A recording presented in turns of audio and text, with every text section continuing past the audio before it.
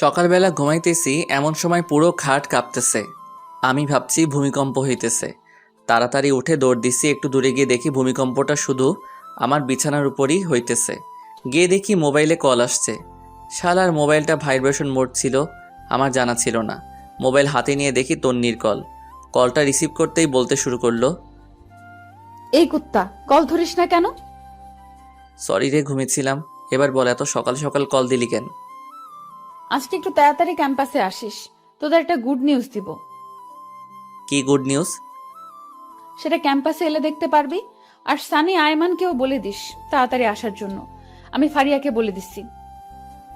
আচ্ছা ঠিক আছে, এখন ফোন রাখ, ফ্রেশ হব। ওকে। টুট টুট টুট, কলটা কেটে দিল। আমি উঠে ফ্রেশ হতে চলে গেলাম। চলেন, ফ্রেশ হতে হতে আপনাদের পরিচয়টা দিয়ে দিই। আমি জুয়েল, আপাতত স্টুডেন্ট লাইফে আছি। একটু আগে যে কল করেছিল সে আমার বেস্ট ফ্রেন্ড তন্নি। ফ্রেশ হওয়া শেষ, নাস্তা করে ক্যাম্পাসে চলে গেলাম। গিয়ে দেখি আমি ছাড়া সবাই বসে আছে। আমি যাওয়ার পরপরই তন্নি রাগ লুক নিয়ে আমাকে বলল, কি রে হারামি, তোকে আজকে একটু তাড়াতাড়ি আসতে বললাম আর তুই আজকে দেরি করে আসলি। সরি রে, রাস্তায় অনেক জ্যাম ছিল। তোর জন্য সবসময় জ্যাম থাকে, আমরা রাস্তা দিয়ে আসি না। এই হারামখোর, তুই চুপ থাক, সবসময় শুধু চামচামি করস। আচ্ছা বাদ দে না, তখন তন্নি কি বলবি তাড়াতাড়ি বল, আমরা ক্লাসে চলে যাব। আজকে কোনো ক্লাস হবে না, আজকে আমরা একটা পার্টি দিব। দেখ, এখন এগুলো করার সময় নেই, অন্যদিন করব। আগে বল তোর কি কথা আছে।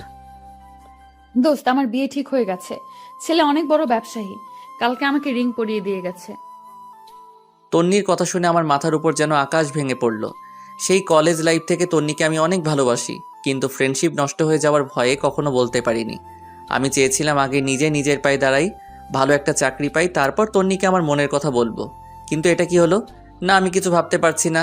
আমার মাথা ব্যথা করতেছে। এদিকে সানি, আইমান আর ফারিয়া তন্নিকে শুভেচ্ছা জানাচ্ছে। আমার নীরবতা দেখে তন্নি বলল, কি রে, তোর আবার কি হয়েছে? তুই খুশি হসনি? আমি তাড়াহুড়া করে বললাম, আমি অনেক খুশি হয়েছি।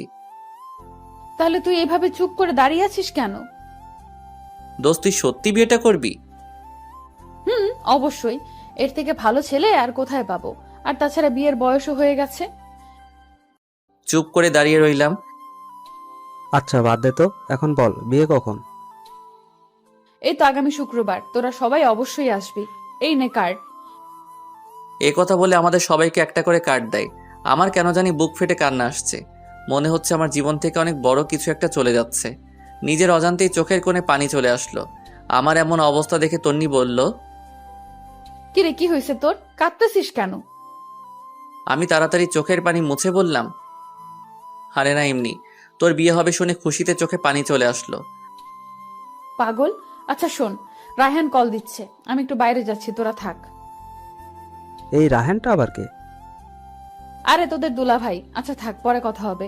Bye bye. তন্নি চলে গেল। আমি অভাব দৃষ্টিতে ওর চলে যাওয়ার দিকে তাকিয়ে আছি। আস্তে আস্তে চোখটা ঝাপসা হয়ে গেল।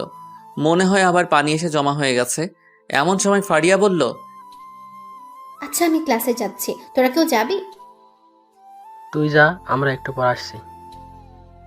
আচ্ছা ঠিক আছে। তারপর সানি আর আইমান আমার কাছে এসে বলে, কিরে, ঘটনা কি? কিসের ঘটনা? তোর চোখে পানি কেন? এমনি পানি চলে আসছে। তুই কি ভাবছিস আমরা কিছু বুঝি না? আমরা তোর বন্ধু না? এখনো সময় আছে, বলে দে তুই যে তন্নিকে ভালোবাসিস। কি সব বলছিস তোরা? দেখ, এখন নাটক করার সময় নেই। যদি সত্যি ভালোবাসিস তাহলে তাকে বলে দে, কিছু হবে না, আমরা আছি। আমি আর কিছু না বলে সোজা ক্যাম্পাস থেকে বাসায় চলে আসলাম। সোজা রুমে গিয়ে শুয়ে পড়লাম। তন্নির কথা ভাবছি আর চোখ দিয়ে পানি পড়ছে। ওর কথা ভাবতে ভাবতে কখন যে ঘুমিয়ে পড়েছি মনে নেই। ঘুম থেকে উঠে দেখি সন্ধ্যা হয়ে গেছে। সেই 11টার সময় ঘুমাইছি আর এখন সন্ধ্যা হয়ে গেছে। তন্নির কথা মাথা থেকে কিছুতেই যাচ্ছে না। এর মধ্যে আম্মু আমার রুমে আসে এবং বলে, কি রে, এই অবস্থা হয়েছে কেন তোর? কি হয়েছে আমার? চোখ মুখ লাল হয়ে আছে, দেখে মনে হচ্ছে তুই কান্না করছিস। আরে পাগল নাকি, আমি কেন কান্না করব? অসময়ে ঘুমাইছি তাই হয়তো চোখটা লাল হয়ে আছে। পানি দিলে ঠিক হয়ে যাবে। আচ্ছা ঠিক আছে, ফ্রেশ হয়ে আয়, আমি চা নিয়ে আসতেছি। এরপর ফ্রেশ হয়ে চা খেয়ে ছাদে চলে গেলাম। এক কোণে গিয়ে বসলাম আর 4টার দিকে তাকিয়ে আছি। মনের মধ্যে শুধু তন্নির সাথে কাটানোর সময়গুলো উকি দিচ্ছে। খুব ইচ্ছে করছে চিৎকার দিয়ে বলি, তন্নি আমি তোকে ভালোবাসি, অনেক ভালোবাসি, কিন্তু পারছি না। মনের মধ্যে অজানা একটা ভয় চেপে ধরেছে। একটু পর দেখলাম তন্নি কল করছে। কলটা ধরতে ইচ্ছে করছে না, কয়েকবার দেওয়ার পর রিসিভ করলাম। কিরে, তুই কল ধরিস না কেন? একটু ব্যস্ত ছিলাম, কি বলবি বল। শোন না দোস্ত, কালকে আমরা শপিং করতে যাব, তুইও আমাদের সাথে যাবি। সরি আমি পারবো না, তুই সানি বা আইমানকে নিয়ে যা। তাছাড়া ফারিয়া তো তোর সাথে আছেই। না, ওরা কেউ যাবে না, প্লিজ তুই চল। দেখ আমার একটু কাজ আছে, আমি যেতে পারবো না। আমি এত কিছু বুঝি না, তুই যাবি। এরপর সে কলটা কেটে দিল। এমনিতেই ওর জন্য অনেক কষ্ট হচ্ছে, এর মধ্যে যদি শপিংয়ে যাই তাহলে আমার মাথা আরও খারাপ হয়ে যাবে। না, কিছুই মাথায় ঢুকছে না। যা হওয়ার তা পরে হবে। আমি কালকেই তন্নিকে আমার মনের কথা বলে দিব। পরের দিন ঘুম ভাঙলো তন্নির কলে। মোবাইল হাতে নিয়ে দেখে 22টা কল দিছে। তাড়াতাড়ি উঠে ফ্রেশ হয়ে তন্নিকে একটা টেক্সট পাঠালাম যে আমি আসছি। সারাদিন তন্নির সাথে শপিং করলাম, কথাগুলো বলতে চেয়েও পারলাম না, কেমন জানি অস্বস্তি লাগছে। তন্নির দিকে খেয়াল করে দেখলাম ও অনেক খুশি। এখন কথাগুলো কিভাবে বলবো, যদি ফ্রেন্ডশিপ নষ্ট করে ফেলে। আমি আর কিছু না ভেবে সোজা বাসায় চলে আসলাম। চিন্তা করলাম এখানে আর থাকবো না, তন্নিকে চোখের সামনে অন্য কারো হতে দিতে পারবো না। মনে মনে সিদ্ধান্ত নিলাম তন্নিকে সব কথা খুলে বলবো। যদি সে রাজি হয় তাহলে এখানেই থেকে যাব, আর যদি রাজি না হয় তাহলে দেশের বাইরে চলে যাব। তাড়াতাড়ি করে আম্মুর কাছে গেলাম, গিয়ে বললাম, আম্মু আমি বাইরে চলে যাব, এখানে আর পড়ালেখা করব না। তুই না বলেছিলি এখানে তুই বন্ধুদের সাথে থাকবি, বাইরে যাবি না? সেটা আগে বলেছিলাম, এখন আমি আর দেশে থাকবো না। তুমি আব্বুকে ভিসা প্রসেসিং করতে বলো, আমি শুক্রবারের আগে চলে যাব। এত তাড়াতাড়ি কি হবে, সময় লাগবে। এত কিছু আমি জানি না, আমি শুক্রবারের আগে যেতে চাই। আচ্ছা তোর আব্বু বাসায় আসুক। আমি আর কিছু না বলে সোজা নিজের রুমে চলে গেলাম। বসে বসে ভাবতে লাগলাম তন্নি কি আমাকে মেনে নিবে, নাকি আমাদের বন্ধুত্বটাই নষ্ট করে দিবে। যেটা হবে হোক, আমি বলবোই। এইভাবে 2 দিন চলে গেল। তন্নির বিয়ের তারিখটাও চলে আসলো। বৃহস্পতিবার বিকেলবেলা সানি আর আইমান আমাদের বাসায় এসে বসে আছে, কারণ একসাথে তন্নির হলুদে যাবে। আমার মোবাইল বন্ধ দেখে বাসায় চলে আসছে। আমিও গেলাম, দেখলাম ওরা বাবার সাথে কি যেন আলাপ করতেছে। আমাকে দেখে সবাই চুপ হয়ে গেল। এরপর বাবা আমাকে বলল, তন্নির বিয়ে আগে বলতি, তোর ফ্লাইট কয়েকদিন পরে করতাম। আমি কিছু না বলে উঠে চলে যাচ্ছিলাম, এমন সময় বাবা বলে, শোন, কোথায় যাচ্ছিস? বাবা ওদের সাথে যাচ্ছি। আচ্ছা যেখানেই যা, তাড়াতাড়ি আসিস। আজ রাত 9টায় তোর ফ্লাইট। কথাটা যেন মাথায় থাকে। সানিয়া রাইমান আমাদের কথা শুনে হা করে দাঁড়িয়ে আছে। হয়তো ভাবছে এত অল্প সময়ের ভিতরে কিভাবে কি করলাম, এবং ওদের না জানিয়ে। এরপর আমি উঠে রেডি হয়ে ওদের সাথে তন্নির বাসায় চলে গেলাম। ওখানে যাওয়ার পর আমাদের আরও অনেকগুলো বন্ধুকে দেখলাম। সানিয়া রাইমান ব্যস্ত হয়ে গেছে, আমি একপাশে গিয়ে বসে আছি আর তন্নিকে খুঁজতেছি, কিন্তু দেখতেছি না, মনে হয় সাজতেছে। একটু পর তন্নি বের হয়ে আসলো, সাথে আরও কতগুলো মেয়ে সহ। আজকে তাকে অনেক সুন্দর লাগছে, যে কেউ দেখলেই প্রেমে পড়ে যাবে। আমারও আর ব্যতিক্রম কিছু হলো না, ওর দিকে হা করে তাকিয়ে আছি। একটু পর তার ধাক্কায় বাস্তবে ফিরে এলাম। কিরে, এইভাবে হা করে কি দেখছিস? কিছু না তন্নি, তোর সাথে আমার কিছু সিরিয়াস কথা আছে। কি কথা বল। এখানে না, ছাদে চল। এখন ছাদে যাব? আচ্ছা ঠিক আছে, চল। তারপর আমি আর তন্নি ছাদে গেলাম। গিয়ে আমি চুপচাপ দাঁড়িয়ে রইলাম। আমার নীরবতা দেখে তন্নি বলল, কিরে, চুপ কেন? কি বলবি তাড়াতাড়ি বল, আমার নিচে অনেক কাজ আছে। তন্নি তোকে আমি ভালোবাসি, সেই যেদিন তোকে প্রথম দেখেছিলাম সেদিন থেকে। তোর আমার ফ্রেন্ডশিপ নষ্ট হয়ে যাওয়ার ভয়ে আমি এতদিন কিছু বলিনি। দেখ, এখন মজা করার সময় না, কি বলবি বল, আমি নিচে চলে যাচ্ছি। তন্নি বিশ্বাস কর, আমি সত্যি তোকে অনেক ভালোবাসি। দেখ ফাইজলামি বন্ধ কর, নাটক দেখে দেখে তুইও নাটক শুরু করে দিয়েছিস। আমি সত্যিই তোকে অনেক ভালোবাসি তন্নি, তোকে ছাড়া আমি আমার জীবন কল্পনা করতে পারি না রে। প্লিজ তুই বিয়েটা বন্ধ করে দে। দেখ তোর ড্রামা বন্ধ কর, কালকে আমার বিয়ে আর তুই বলছিস বিয়ে বন্ধ করতে। ছি, তুই এত নিচু আগে জানতাম না। তুই জাস্ট আমার ফ্রেন্ড, এর থেকে বেশি কিছু না। আমি তোকে অনেকবার বলতে চেয়েও পারিনি, আমি সত্যি বলছি, আমি তোকে অনেক ভালোবাসি। এই কথা বলে আমি তন্নির গালে একটা কিস বসিয়ে দেই, আর সে রাগীভাবে আমার দিকে তাকিয়ে অনেক জোরে একটা ধাক্কা দেয়, এবং দুই গালে চর বসিয়ে দেয় আর বলতে থাকে, ছি, আমার ভাবতেই অবাক লাগে তোর মতো ছেলের সাথে আমি ফ্রেন্ডশিপ করেছি, তা আবার বেস্ট ফ্রেন্ড। কালকে আমার বিয়ে আর তুই আজকে এসেছিস আমাকে প্রপোজ করতে।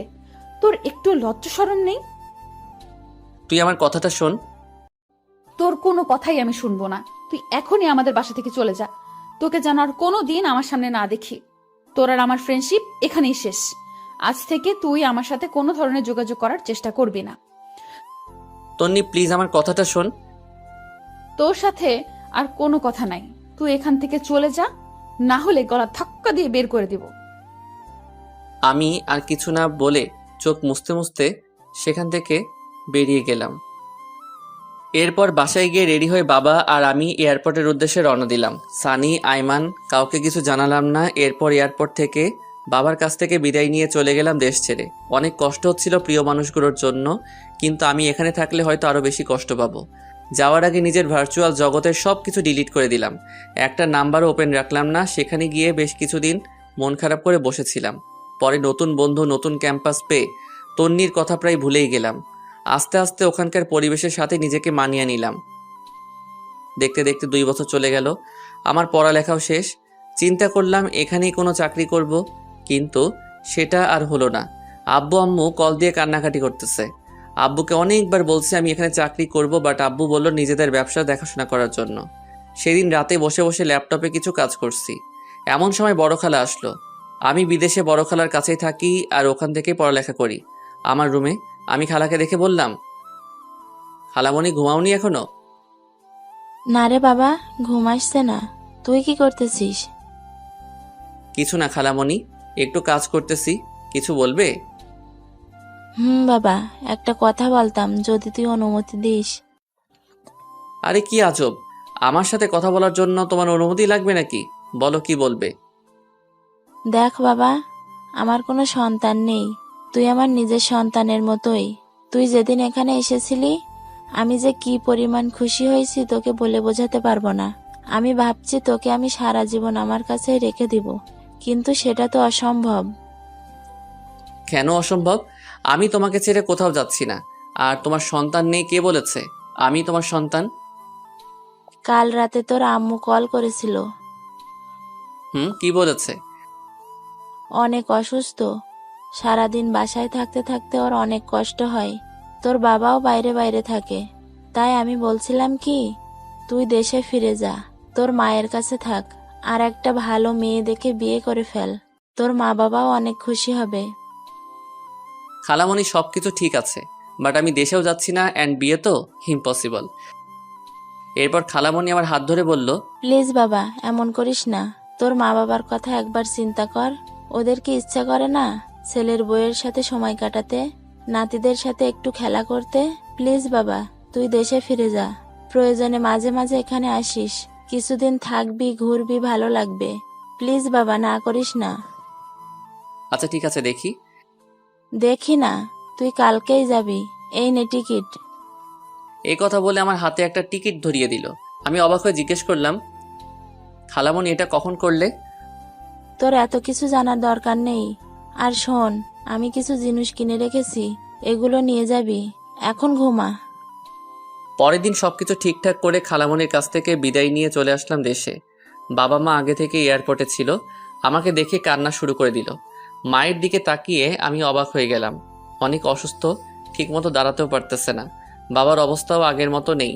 এরপর বাবা আর মায়ের সাথে বাসায় গিয়ে খাওয়া দাওয়া করে ঘুমিয়ে পড়লাম। আগের সিমটা আবার ওপেন করলাম। কল আর মেসেজ এসে পুরো সিম ফুল হয়ে আছে। একটা জিনিস দেখে খারাপ লাগলো, তন্নি একটিবারও কল তো দূরের কথা, একটা মেসেজও দেয়নি।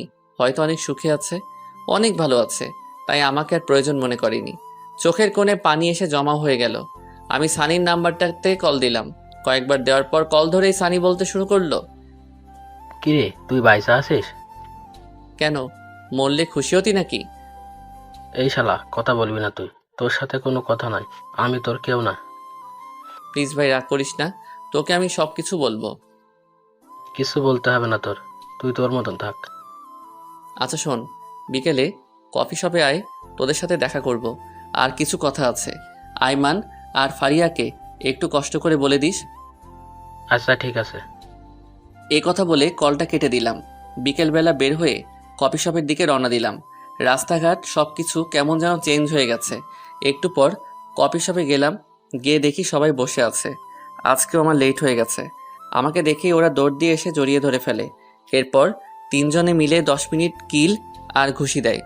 এতদিনের জমানো সবগুলো একসাথে দিয়ে দেয়। ওদের সাথে কুশল বিনিময় করলাম। তারপর সানিকে বললাম, তো তোর আর কি অবস্থা? চাকরি বাকরি কিছু করিস নাকি? একটা প্রাইভেট কোম্পানিতে আমি আর ফারিয়া একসাথে জব করি। গুড। আইমান, তুই কি করিস? কি আর করব, বাবার সাথে আছি ব্যবসা নিয়ে। তো তুই কি করবি? দেশে থাকবি নাকি আবারও উদা হয়ে যাবি? আরে না, তোদের ছেড়ে আর যাচ্ছি না। তো তোর বউ কোথায়? আরে আমি এখনো বিয়ে করিনি, তবে আব্বা ওনার বন্ধুর মেয়ের সাথে ঠিক করে রাখছে। ওর পড়ালেখা শেষ হলে তারপর বিয়ে। আচ্ছা ভালো। তোদের দুজনের কি অবস্থা? দেখি দুজন দুজনের দিকে তাকিয়ে হাসতেছে। এরপর আইমান বলল, মামা, ওরা নিজেরা নিজেরা সারাই ফেলছে। কি, তোরাও এই কাজ করলি?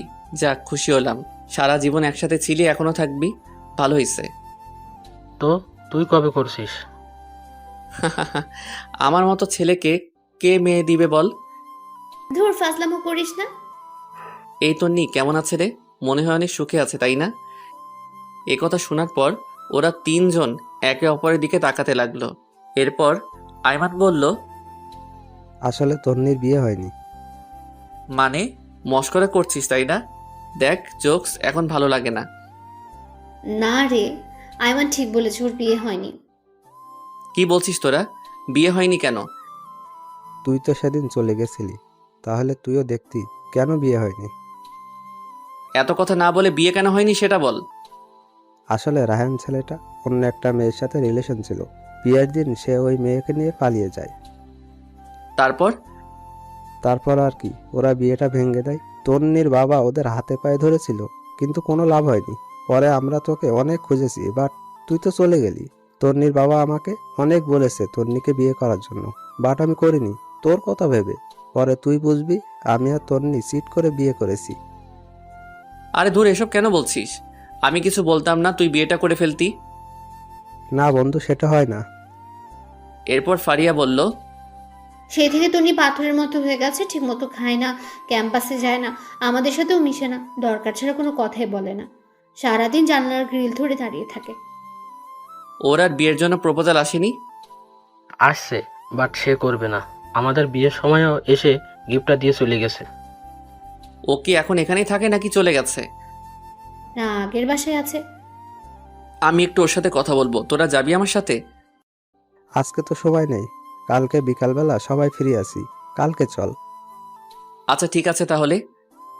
এরপর ওদের কাছ থেকে বিদায় নিয়ে বাসায় চলে আসলাম। শুয়ে শুয়ে চিন্তা করতেছি ওর বাবা মায়ের কাছে বিয়ের প্রস্তাব দিলে কেমন হয়। ইস, আমি যদি সেদিন থাকতাম, হয়তো এতদিনে আমাদের বাচ্চাও বড় হয়ে যেত। এসব ভাবতে ভাবতে ঘুমাই গেছি। পরের দিন আমরা চারজন ওদের বাসায় গেলাম। দরজার সামনে দাঁড়িয়ে কলিং বেলটা বাজালাম। একটু পর ওর মা এসে দরজা খুলে দেয়। আমাদের দেখে উনি অনেক খুশি হন। আমাকে দেখে বলে, আরে জুয়েল, তুই কোথা থেকে আসলে? এতদিন কোথায় ছিলি বাবা? আন্টি, আমি তো দেশে ছিলাম না। ও আচ্ছা, এই দাঁড়িয়ে কেন আছো? আসো, ভিতরে আসো। এরপর আমরা সবাই ভিতরে গেলাম। অনেক বসে আন্টির সাথে গল্প করলাম, কিন্তু তন্নিকে কোথাও দেখছি না। আমি ফারিয়াকে ইশারায় বললাম তন্নিকে দেখতে। সে উঠে তন্নির রুমে গেল, গিয়ে অনেকক্ষণ পর আসলো। তারপর আমি বললাম, কি রে, ও বাসায় নেই? আছে ভেতরে। এখানে নাকি আসবে না, তুই কথা বলে ভেতরে যা। এরপর আমি উঠে ভিতরে গেলাম, গিয়ে দেখলাম ও জানালার গ্রিল ধরে দাঁড়িয়ে আছে। আমি অনেকক্ষণ গিয়ে পেছনে দাঁড়িয়ে রইলাম। কেমন জানি নার্ভাস লাগছে, কিন্তু ওর কোনো নড়াচড়া নাই। তারপর আমি একটা কাশি দিলাম, দেখলাম পেছনে তাকালো। এরপর সে বলল, কিরে, কখন আসছিস? এই তো কিছুক্ষণ হলো। কেমন আছিস তুই? ভালো। তুই এখানে কেন আসছিস? কথাটা শুনে অনেক খারাপ লাগলো। এতদিন পর দেখা হলো, অথচ আমি কেমন আছি সেটা জিজ্ঞেস না করে উল্টো আমাকে বলে কেন আসছি। এরপর আমি বললাম, এখনো রাগ করে আছিস? সেদিনের জন্য আমি অনেক সরি। আমি কারোর উপর রাগ করি না, সেই অধিকার আমার নেই। এতদিন কোথায় ছিলি? বাইরে। তো এখন এখানে কেন আসছিস? তোকে দেখতে। দেখা হয়ে গেল, এখন যা। কেন, তোর কি বিরক্ত লাগছে নাকি? তুই রুম থেকে বের হলে আমি খুশি হব। প্লিজ এখান থেকে যা। আমি আর কিছু না বলে সোজা চলে আসলাম, একরকম অপমানিত হয়ে। এরপর আন্টি নাস্তা নিয়ে আসলো। আমরা নাস্তা খেতে খেতে কথা বলছি। এরপর আমি আন্টিকে বললাম, আন্টি একটা কথা বলতাম যদি কিছু মনে না করেন। বাবা বলো। আন্টি, আমি তন্নিকে বিয়ে করতে চাই। আমার কথা শুনে আইমান, সানি আর ফারিয়া অবাক হয়ে আমার দিকে তাকিয়ে রইল। আন্টি বলল, কিন্তু বাবা, তোমার মা বাবা কি রাজি হবে? আর তনির তো বিয়ে করার কোনো ইচ্ছে নেই বলছে। আন্টি, আমার মা বাবা আমার উপর কোনো কথা বলবে না।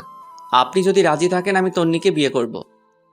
বাবা ঠিক আছে, কিন্তু তন্নি। আন্টি, বিয়ের পর সব কিছু ঠিক হয়ে যাবে। আচ্ছা বাবা, দেখি কি করা যায়। তারপর আমি, আইমান, সানি আর ফারিয়া তন্নিদের বাসা থেকে চলে আসলাম। পরে আমি আব্বু আর আম্মুকে বললাম তন্নির কথা। আমার কথা শুনে ওনারা তো অনেক খুশি।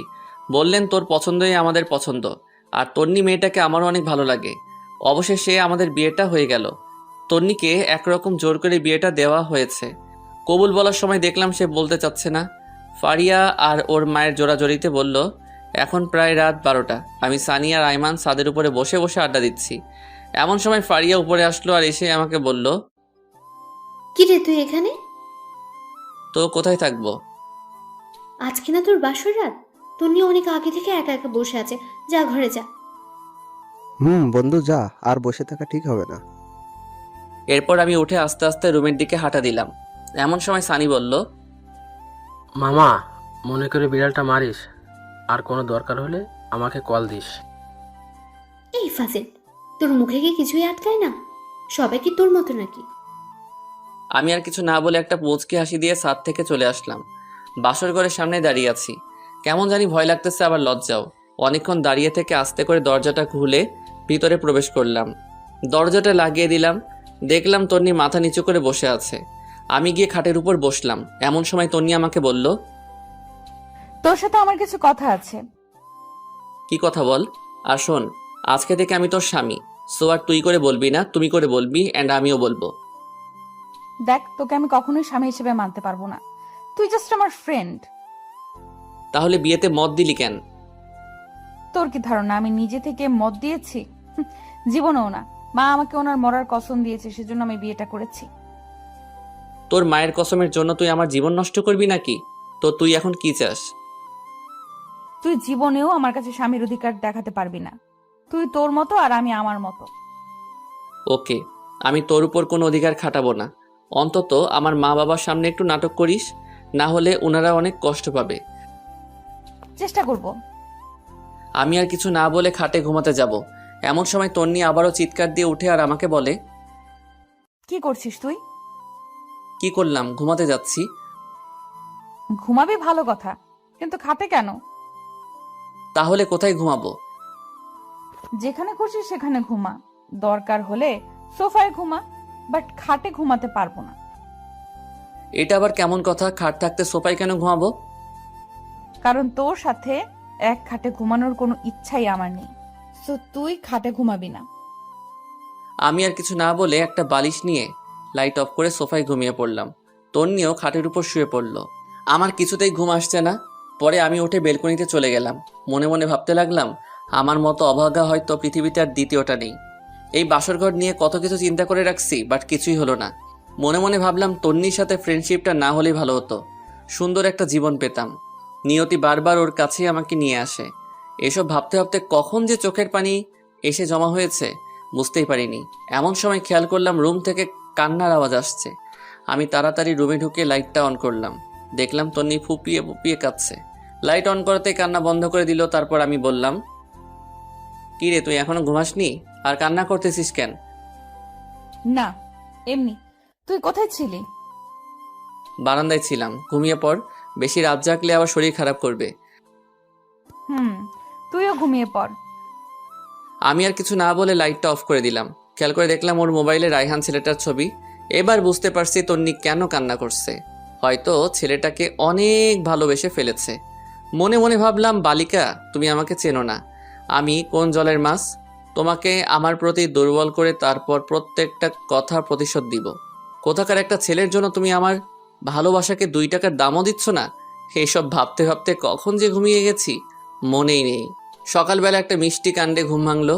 তাকিয়ে দেখে এটা তন্নি, এইমাত্র গোসল করে আসছে। ওর চেহারাটা অনেক মায়াবী লাগছে। আমি অনেকক্ষণ তাকিয়ে থাকার পর তন্নি বলল, ওই এইভাবে ছ্যাঁচড়াতের মতো তাকিয়ে না থেকে তাড়াতাড়ি উঠে ফ্রেশ হয়ে নে, আম্মা এসে কয়েকবার ডেকে গেছে নাস্তা করার জন্য।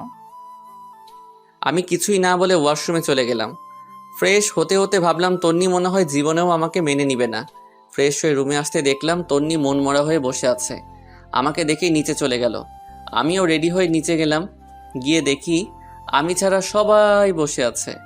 সবাই একসাথে নাস্তা করলাম। এরপর বাবা বললেন, নাস্তা করে দেখতো আয়মান আর সানি কোথায়? ওদের বাবুর্চির কাছে পাঠাইছিলাম। বাবার কথা শুনে আমি হাসা শুরু করলাম। হায় রে, আমার বন্ধুগুলো বাবুর্চির কাজ করছে। তারপর বাবা বললেন, না হেসে বাইরে গিয়ে ওদের দেখ। আর শোন, কালকে তাড়াতাড়ি উঠিস, অফিসের কলিগদের সাথে পরিচিত হবি আর অফিস বুঝে নিবি। আমি আর যাব না। কিন্তু বাবা। কোনো কিন্তু না, যেটা বলছি সেটাই। তারপর নাস্তা করে সানি আয়মানকে খুঁজতে লাগলাম। বেশ ভালোভাবেই বউ ভাতের অনুষ্ঠানটা শেষ হয়। এরপরে রাতে যখন আবার ঘুমাতে যাই, গিয়ে দেখি তন্নি আগে থেকেই বিছানায় শুয়ে আছে। আমি কিছু না বলে ছাদে চলে গেলাম। সারা রাত ওখানে কাটিয়ে দিলাম। পরের দিন সকালবেলা নাস্তা করে বাবার সাথে অফিসে চলে গেলাম। বাবা সবার সাথে পরিচয় করিয়ে দিলেন এবং এটাও বললেন যে আজ থেকে আমি ওদের বস। সবাই আমাকে অভিনন্দন জানালো। সেদিন সবার সাথে পরিচিত হয়ে বাসায় চলে আসলাম। এইভাবে 1 সপ্তাহ চলে গেল। তন্নির সাথে আমার আর তেমন কথা হয় না, দরকার ছাড়া আর কোনো কথা নেই। সেদিন সকালে নাস্তা করে অফিসে এসে কিছু দরকারি কাজ সেরে নিলাম। তারপর চেয়ারটাতে গা এলিয়ে দিয়ে চোখটা বন্ধ করলাম। এমন সময় ইউসুফের কল। কি রে দোষ, কি অবস্থা? বিয়ে করে তো আমাদের ভুলেই গেলি। আরে না, কি যে বলিস, তোদের কেন ভুলবো? দোষ, তোর বিয়েতে আসতে পারিনি, আম্মু অসুস্থ ছিল, কিছু মনে করিস না। আরে না, তো বল আন্টি কেমন আছে? আগের থেকে ভালো। তোর বাসার সবাই কেমন আছে? না রে দোস্ত, তেমন ভালো নাই। আম্মু আব্বু দুজনই অসুস্থ। এক কাজ কর, ওনাদেরকে নিয়ে দূরে কোথাও থেকে ঘুরে আয়। যদি পারিস দেশের বাইরে চলে যা, ভালো লাগবে। ঠিক বলেছিস। আচ্ছা দেখি কি করা যায়। এই কথা বলেই কলটা কেটে দিলাম। মনে মনে চিন্তা করলাম কোথাও থেকে ঘুরে আসলে মন্দ হয় না। এগুলো ভাবতে ভাবতে দেখি টিফিনের সময় হয়ে গেছে। আমি হালকা কিছু খেয়ে নিলাম। এরপর চিন্তা করলাম তন্নিকে একটা কল দেই, খেয়েছি কিনা জিজ্ঞেস করি। এরপর তন্নিকে কল দিলাম। কিছুক্ষণ রিং হওয়ার পর কলটা ধরলো, বিরক্ত নিয়ে বলল, কি ব্যাপার, তুই এই সময় কেন কল দিলি? না মানে খেয়েছিস কিনা জানার জন্য। দেখ, তোর আমাকে নিয়ে এত ভাবতে হবে না, আমাকে আমার মতো থাকতে দে। তারপর সে কলটা কেটে দিল। বুঝলাম না তন্নি কেন আমার সাথে এই রকম ব্যবহার করে। আমি তোর ভালো চাই, তবু সে কেন বোঝে না। না থাক, আজ থেকে ওর কেয়ার করব না। ওর মতো ও থাকবে আর আমার মতো আমি থাকব। এগুলো চিন্তা করতে করতে আবার কাজে মন দিলাম। রাতে বাসায় গিয়ে দেখলাম বাবা বসে বসে খবর দেখছে আর মা রান্নাঘরে। আমি বাবার সামনে গিয়ে দাঁড়ালাম। আমার দাঁড়িয়ে থাকা দেখে বাবা বলল, কিরে, কিছু বলবি নাকি? জি বাবা, একটা কথা বলার ছিল। যদি কিছু মনে না করো তাহলে বলতাম। আরে পাগল, আমার সাথে কথা বলার জন্য তোর অনুমতি লাগবে নাকি? বল, কি বলবি? আসলে বাবা বলছিলাম কি, সারাদিন অফিস কাজ এগুলো করতে করতে তোমাদের সময় দিতে পারি না। চলো না আমরা সবাই মিলে কোথাও থেকে কয়েকদিনের জন্য ঘুরে আসি, সবার ভালো লাগবে। কথাটা আসলে ঠিক বলছিস, বাট যাওয়া হবে না। কিন্তু কেন বাবা? গতকাল রাতে তোর দাদুকে স্বপ্ন দেখেছি, কবরটাও নাকি ভেঙে পুকুরে পড়ে যাচ্ছে। তাই আমি আর তোর মা 10-15 দিনের জন্য গ্রামের বাড়িতে যাব। কয়েকজন হুজুর আর এতিমদের খাওয়ার ব্যবস্থা করব। যদি সুযোগ পাই কবরের চারপাশে দেয়াল করে আসব। ও আচ্ছা, তাহলে তোমরা গ্রামেই যাও, ভালো লাগবে। এই কথা বলে আমি রুমের দিকে চলে যাচ্ছি। এমন সময় আবার বাবা ডাক দেয়। শোন, তোর সাথে এমনিতেও আমার কথা ছিল। কি কথা বাবা, বলো। বলছিলাম কি, তোর বিয়ের পর থেকে কোথাও ঘুরতে যাসনি। তন্নিও একা একা বাসায় বসে থাকে, তাই আমি বলছিলাম তন্নিকে নিয়ে তুই ঘুরে আয়। না বাবা, তোমরা না গেলে আমরাও যাব না। আরে পাগল, আমরা যে কয়েকদিন গ্রামে বাড়িতে আসি সে কয়দিন তোরাও ঘুরে আয়, ভালো লাগবে। কিন্তু বাবা অফিস। আমি ম্যানেজারকে বলে দিয়েছি, সে দেখবে। আর শোন, তোর বড় খালার ওখানে চলে যা, তুই গেলে উনিও খুশি হবে। ওনার সাথে কথা বলে আমি সব কিছু ঠিক করে রেখেছি। তোর মায়ের কাছে ওদের দুজনের টিকিট রেখে দিয়েছি।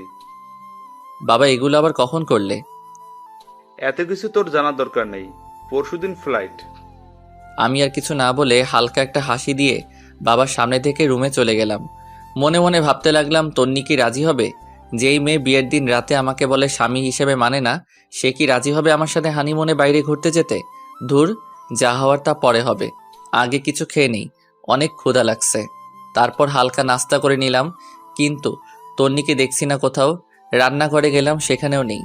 আম্মুকে জিজ্ঞেস করলাম, আম্মু তন্নিকে দেখছি না যে, ও কোথায় গেছে?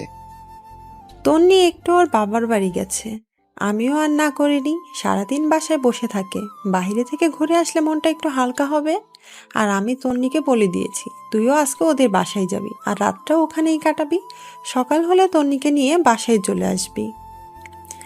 ধুর, আমি গিয়ে কি করব? এই তুই কি পাগল? মেয়েটা একা একা ওখানে গেছে, আর যদি একা একা আসতে হয় তাহলে ওদের বাসায় সবাই কি ভাববে? আচ্ছা, আমি সকালে গিয়ে নিয়ে আসব। সকালে মানে? এখন যাবি তুই? যা, রেডি হয়ে যা। কি আর করা, রেডি হয়ে ওদের বাসার দিকে রওনা দিলাম। তন্নিককে অনেকবার কল দিলাম, কিন্তু সে কল ধরছে না। তারপর আমি, আইমান আর সানির সাথে চ্যাটিং করতে করতে ওদের বাসার সামনে চলে গেলাম। গাড়ি থেকে নেমে ওদের বাসার সামনে গিয়ে দাঁড়ালাম। তখন প্রায় 9টা বেজে গেছে। তারপর ভিতরে গেলাম। আমাকে দেখে শ্বশুর শাশুড়ি অনেক খুশি হলেন। তাদের সাথে অনেকক্ষণ কথা বলে নিলাম। এরপর শাশুড়ি আম্মা বললেন, যাও বাবা, রুমে যাও। তন্নি রুমে আছে, ওখানে গিয়ে ফ্রেশ হয়ে নিচে আসো, আমি খাবার রেডি করছি। আচ্ছা ঠিক আছে। এই কথা বলে আমি তন্নির রুমের দিকে হাঁটা দিলাম। ওর দরজার সামনে গিয়ে শুনতে পাই ওর রুম থেকে অনেক জোরে হাসির শব্দ আসছে। সবার থেকে ওর হাসিটা আলাদা, অনেকদিন পর সে হাসছে। আমি বাইরে থেকে উকি দিয়ে দেখলাম ওর কয়েকজন কাজিন সেখানে বসে ওর সাথে গল্প করছে। তাদের মধ্যে একজন আমাকে দেখে ফেলে, তারপর বলে, আরে দুলাভাই, আপনি আসছেন? আমরা আপনার কথাই বলছিলাম। আসুন, ভিতরে আসুন। তারপর আমি ভিতরে গিয়ে অনেকক্ষণ ওদের সাথে গল্প করলাম। তারপর ওরা সবাই চলে গেল। তখন তন্নি আমাকে বলল, তুই এখানে কেন আসছিস? মানে কি? তোর বাসায় আসার জন্য মনে হয় আমার ঠেকা পড়ছে। আম্মুই আমাকে আসতে বলেছে। তন্নি মুখে একটা বিরক্ত নিয়ে কিছু একটা বলতে যাবে, এমন সময় শাশুড়ি এসে আমাদের ডেকে নিয়ে গেলেন খাওয়ার জন্য। আমি আর কিছু না বলে সোজা খেতে চলে গেলাম। খাবারের টেবিলে বসে তো অবাক, এ তো খাবার আসলে শ্বশুরবাড়ির রসের হাঁড়ি। সবগুলো খাবারই আমার পছন্দের। এরপর খাওয়া দাওয়া সেরে আমি রুমে এসে বিছানায় শুয়ে পড়লাম। কিছুক্ষণ পর তন্নি রুমে আসলো আর এসে চেঁচামেচি শুরু করে দিল। কিরে, তুই বিছানায় শুয়েছিস কেন? তো কোথায় শুব? তোর রুমে তো সোফাও নেই। সোফা নেই তো কি হয়েছে, ফ্লোর আছে না, ফ্লোরে শুয়ে পড়। মানে? ফ্লোরে শুয়ে পড়বো মানে? এত মানে টানে বুঝি না। আমি তোর সাথে এক বিছানায় ঘুমাতে পারবো না। কেন ঘুমাতে পারবি না? শোন, বিয়েটা যেভাবেই হোক, এখন আমি তোর স্বামী, আর তোর ভয়ের কিছু নেই। আমি তোকে কিছু করব না। সেটাও যদি না হয় তাহলে তুই নিজেই ফ্লোরে শুয়ে পড়। ফ্লোরে আমার ঘুম আসে না। আমার সম্ভব বিরক্ত লাগছে মেয়েটার কর্মকাণ্ড দেখে। ইচ্ছা করছে কানের নিচে 2টা দিয়ে দেই। এরপর সে আবার বলতে শুরু করলো, এই শোন, এটা আমার রুম, সো বিছানাও আমার। আমার বিছানায় আমি ঘুমাবো। তো কি হইছে? ভুলে গেছিস এতদিন আমার বিছানায় ছিলি আর আমি সোফায় ছিলাম? আমি নিজের ইচ্ছায় ঘুমাইনি, তুই তো বললি আমাকে বিছানায় ঘুমাতে। ধুর, এই ফালতুর সাথে কথা বলে পারা যাবে না। তাই আমি নিজেই ফ্লোরে শুয়ে পড়লাম। শুয়ে শুয়ে ভাবতেছি, তন্নি যদি কালকে আমাদের বাসায় যাওয়ার পর শুনে যে আমি হানিমুনের ব্যবস্থা করে আসছি, তখন কি করবে? এগুলো ভাবতে ভাবতে দেখলাম ফকিন্নি খুব আরাম করে ঘুমিয়ে আছে। মনে মনে বললাম, তন্নি, তুই হয়তো জানিস না আমি কি জিনিস।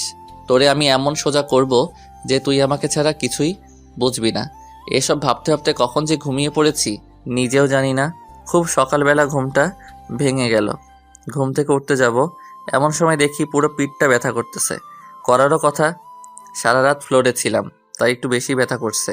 খাটের দিকে তাকিয়ে তন্নি খুব আরামে ঘুমিয়ে আছে। ঘুমন্ত অবস্থায় ওকে একদম বাচ্চাদের মতো লাগছে, মুখটা অনেক মায়াবী লাগছে। আমি অনেকক্ষণ তাকিয়ে রইলাম। একটু পরে দেখলাম ওর কতগুলো চুল উড়ে এসে মুখটা ঘুরে রাখছে। ইচ্ছে করছে চুলগুলোকে আলতো করে আবার পেছনে সরিয়ে দেই। বিয়ের পর থেকে এখনো পর্যন্ত তন্নিকে টাচও করিনি। এখন খুব ইচ্ছা করছে ওর মায়াবী মুখটা একটু হাত বুলিয়ে দিতে, কিন্তু যদি জেগে যায় তাহলে আমার 12টা বাজাবে। কিন্তু নিজের ইচ্ছেটাকে আর কন্ট্রোল করতে পারলাম না। ওর মুখের চুলগুলো আস্তে আস্তে সরাতে লাগলাম। হঠাৎ করেই তন্নির ঘুম ভেঙে যায় আর আমাকে ওর এত কাছে দেখে চিৎকার দিয়ে ওঠে এবং সাথে সাথে আমার মুখে ঠাস ঠাস 2টা চড় বসিয়ে দেয়। তারপর রেগে চোখ মুখ লাল করে আমাকে বলতে লাগলো, ছি, তুই এত নোংরা! আমি তো তোকে ভালো মানুষ ভাবছিলাম, কিন্তু তুই যে এত নিম্নমানের আমি তো জানতাম না। তোর সাথে কথা বলতেই আমার রাগ হচ্ছে। তুই ভুল ভাবতেছিস, আমার কথা শোন। তোর কোনো কথাই আমি শুনবো না। এমন সময় তন্নির আম্মু এসে আমাদের ডাক দেয় এবং বলে তাড়াতাড়ি নিচে যেতে, নাস্তা রেডি। তারপর আমি আর কিছু না বলে ওয়াশরুমে চলে যাই। ফ্রেশ হয়ে এসে ওর রুমে বসে আছি, সেও কোথায় যেন গেছে। বসে বসে ভাবছি, মানুষ কাউকে সহজে অবিশ্বাস করতে পারে। আমি যদি জোর করে কিছু করার চেষ্টা করতাম তাহলে তো বিয়ের প্রথম রাতেই করতে পারতাম, বাট ওগুলো তো আমার মনে নেই। একটু পর তন্নি এসে আমাকে নিয়ে নাস্তা করতে গেল। আমিও কোনো কথা না বলে চুপচাপ নাস্তা করে রুমে চলে আসলাম। এসে রেডি হচ্ছি, কারণ তন্নিকে বাসায় দিয়ে এসে আমি আবার অফিসে চলে যাব। তন্নিও রেডি হয়ে আসলো, অতঃপর তাকে বাসায় দিয়ে আসলাম। অফিসে গিয়ে দেখি অনেক কাজ জমে আছে, এক নাগাড়ে করতে লাগলাম। ঘড়ির দিকে তাকিয়ে দেখি 2টা বাজে। না, এখন আর কাজ করা যাবে না। আমি উঠে নামাজ পড়লাম, তারপর ক্যান্টিনে গেলাম নাস্তা খাওয়ার জন্য। এমন সময় তন্নির কল আসলো। বলো কি হয়েছে? কিন্তু কলটা দিয়েছে বাবা। তারপর উনি বলল, তনি না, আমি তোর বাবা বলছি। বাবা এই সময় কল দিয়েছো, কিছু বলবে? তুই এখন কোথায়? ক্যান্টিনে এসেছি নাস্তা করার জন্য। নাস্তা করার দরকার নেই, তুই বাসায় আয়, একসাথে খাবো। কিন্তু বাবা। কোনো কিন্তু না, তোর সাথে কথা আছে। আচ্ছা ঠিক আছে, আসতেছি। এরপর আমি বাসায় চলে গেলাম। গিয়ে দেখি সবাই খাবার টেবিলে বসে আছে, মনে হচ্ছে আমার জন্য বসে আছে। আমি গিয়ে মায়ের পাশে বসলাম। খাওয়া দাওয়া শুরু হলো। একসময় বাবা বলল, তোকে যে বলেছিলাম আমরা গ্রামের বাড়ি যাব, মনে আছে তোর? তোর দাদা দাদুর কবর পাকা করব। আছে, কিন্তু কিন্তু কি? আমি কোথাও যেতে পারবো না। আরে তুই আমাদের সাথে যাবি কেন? তোরা তো ঘুরতে যাচ্ছিস। না বাবা, আমরা কোথাও যাচ্ছি না। দরকার হলে তন্নিকে তোমাদের সাথে নিয়ে যাও। দেখলাম তন্নি আমার দিকে আর চোখে তাকিয়ে আছে। তারপর মা বললেন, এটা কেমন কথা? তুই না কালকে বললি তোরা ঘুরতে যাবি? বলেছিলাম, বাট আর যাব না, আমার কাজ আছে, সবকিছু ক্যান্সেল করে দিয়েছি। তারপর বাবা তন্নিকে জিজ্ঞেস করলো ওনাদের সাথে যাবে কিনা। তন্নি না করে দিল। আমিও আর কিছু না বলে সোজা রুমে চলে গেলাম। বিকেলবেলা আর অফিসে গেলাম না। সেই দিন বিকেলবেলা সানি আর আইমানের সাথে আড্ডা দিলাম অনেকক্ষণ। এর মধ্যে আইমান আমাকে বলল, এই জুয়েল, তন্নি কি তোকে মেনে নিয়েছে নাকি এখনো পাগলামি করে? আমি টেনশনে পড়ে গেলাম। সত্যি বলবো নাকি মিথ্যা বলবো চিন্তা করতেছি। আর চুপ করে থাকা দেখে সানি বলল, আমরা সব জানি, তবুও তোর মুখ থেকে শুনতে চাই। তাহলে আমরা নিজেরা কিছু করে সব কিছু ঠিকঠাক করতে পারবো মনে হয়। সানি আর আইমানের কথা শুনে একটু শান্তি লাগলো। আসলে বন্ধু ছাড়া কোনো কিছু হয় না। তারপর আমি পুরো ঘটনাগুলো ওদের দুজনকে বললাম। তারপর আমি সানিকে বললাম, এই সানি, ফারিয়াও তো আমাদের বন্ধু, বাট তুই যে ওকে বিয়ে করেছিস, সে কি তোর সাথে এমন করে? আরে না, ও আমার অনেক কেয়ার করে। আরে সানি তো বাসর রাতেই বিড়াল মেরে ফেলেছে। এ কথা বলে সবাই হাসাহাসি শুরু করলাম। একটু পর আইমান আমাকে বলল, জুয়েল শোন, একটা বুদ্ধি দেই, আমার ধারণা 100% কাজ দিবে। আরে তাড়াতাড়ি বল। তুই আজ থেকে তন্নির কেয়ার করবি না, ওকে সবসময় এড়িয়ে যাবি, খারাপ ব্যবহার করবি, দেখবি সোজা হয়ে গেছে। আরে না, এটা কি করে হয়? আমিও ওকে অনেক ভালোবাসি। আরে বেটা শোন, ভালোবাসি বললে লাভ হবে না, ওর মনেও ভালোবাসা আনতে হবে। তুই আজ থেকে ওকে এড়িয়ে যা, দেখবি ও ঠিক হয়ে যাবে। আচ্ছা দেখি কি করা যায়। এরপর আমি বাসায় চলে যাই। রুমে ঢুকলাম, সাথে সাথে তন্নির প্রশ্ন করা শুরু হয়ে গেল। কোথায় ছিলি এতক্ষণ? অফিসে ছিলাম। অফিস কি 12টা পর্যন্ত হয় নাকি? সেটা তো না জানলেও চলবে। আর আমি কি করব না করব, কোথায় যাব নাকি যাব না, সেটা তোকে বলতে হবে নাকি? আমাকে বলতে হবে না, এত রাত পর্যন্ত জেগে থাকতে আমি পারবো না। তোকে জেগে থাকতে কেউ বলেছে নাকি? তুই ঘুমা। তুই আমার সাথে এইভাবে কথা বলতেছিস কেন? কিভাবে বলছি? সারাদিন অফিস করছি, বিরক্ত লাগছে, যা। ও, এখন তো বিরক্ত লাগবে তাই না? চুপ করবি নাকি কানের নিচে 2টা দিব? কি, তুই আমাকে মারবি?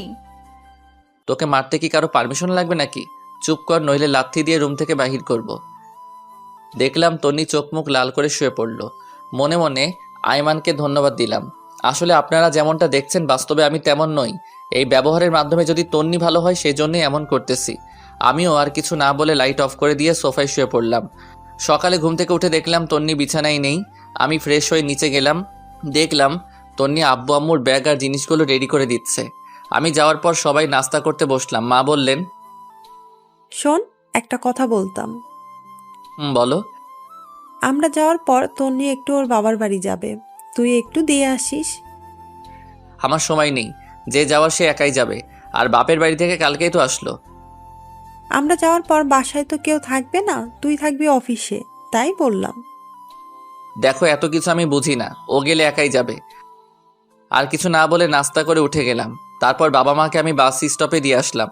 বাসায় এসে দেখি তন্নি নেই। কল দিলাম, ধরতেছে না। আমি ওর কল না দিয়ে রেডি হয়ে অফিসে চলে গেলাম। দুপুরবেলা ক্যান্টিনে খাবার খেতে গেলাম। বাবা মাকে কল দিয়ে জিজ্ঞেস করলাম কত দূর গেছে। অনেকক্ষণ কথাবার্তা বলে কল কেটে দিলাম। হঠাৎ করে তন্নির কথা মনে পড়লো।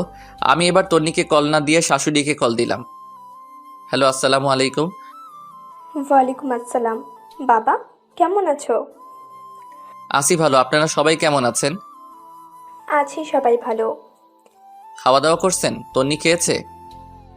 এই তো আমরা করতেছি, তুমি করছো? জি, নাস্তা করতেছি। অফিস শেষে আমাদের ওখানে চলে আসিও, তোমার আব্বু আম্মুর সাথে আমার কথা হয়েছে। কিন্তু কোনো কিন্তু না, আমি বলছি তুমি চলে আসিও। আচ্ছা ঠিক আছে। কলটা কেটে দিলাম। তারপর সানি আর আইমানকে কল দিলাম। সব কিছু বললাম, ওরাও বলতেছে চালিয়ে যাওয়ার জন্য। রাত প্রায় 8টা। আমি ওদের বাসার সামনে গেলাম। তন্নিকে কল দিব চিন্তা করলাম, কিন্তু দিলাম না। কলিং বেল দেওয়ার সাথে সাথে তন্নি এসে দরজা খুলে দিয়ে গেছে। মনে হয় আমার জন্যই ওয়েট করতেছিল। আমি শ্বশুর শাশুড়ির সাথে কথা বলে তন্নির রুমে গেলাম। আমার সাথে কোনো কথা বলতেছে না। আমি ওয়াশরুমে গিয়ে ফ্রেশ হয়ে আসলাম। একটু পর শাশুড়ি এসে খাওয়ার জন্য ডেকে গেল। আমিও সোজা নিচে চলে গেলাম। খাওয়া দাওয়া করে বাইরে বের হলাম। আব্বুকে কল দিলাম। অনেকক্ষণ কল দিয়ে কথা বললাম। এরপর বাসায় আসলাম। রুমে যাওয়ার সাথে সাথে তন্নি অনেক জোরে দরজাটা লাগিয়ে দিল। কি রে, এত জোরে দরজা দিলি কেন? তুই এখানে কেন আসছিস? মানে কি? তোর মাই তো বলল। মা বললে আসতে হবে নাকি? দেখ, বেশি কথা বলবি না। তোরে দেখলে আমার রাগ হয়। যা, শুয়ে পড়। তুই আমার রুম থেকে বের হ।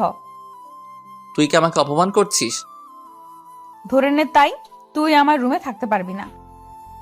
ভুলে গেছিস সবসময় আমার রুমেই থাকিস অ্যান্ড আমার খাটে? তুই কি যাবি নাকি গলা ধাক্কা দিব?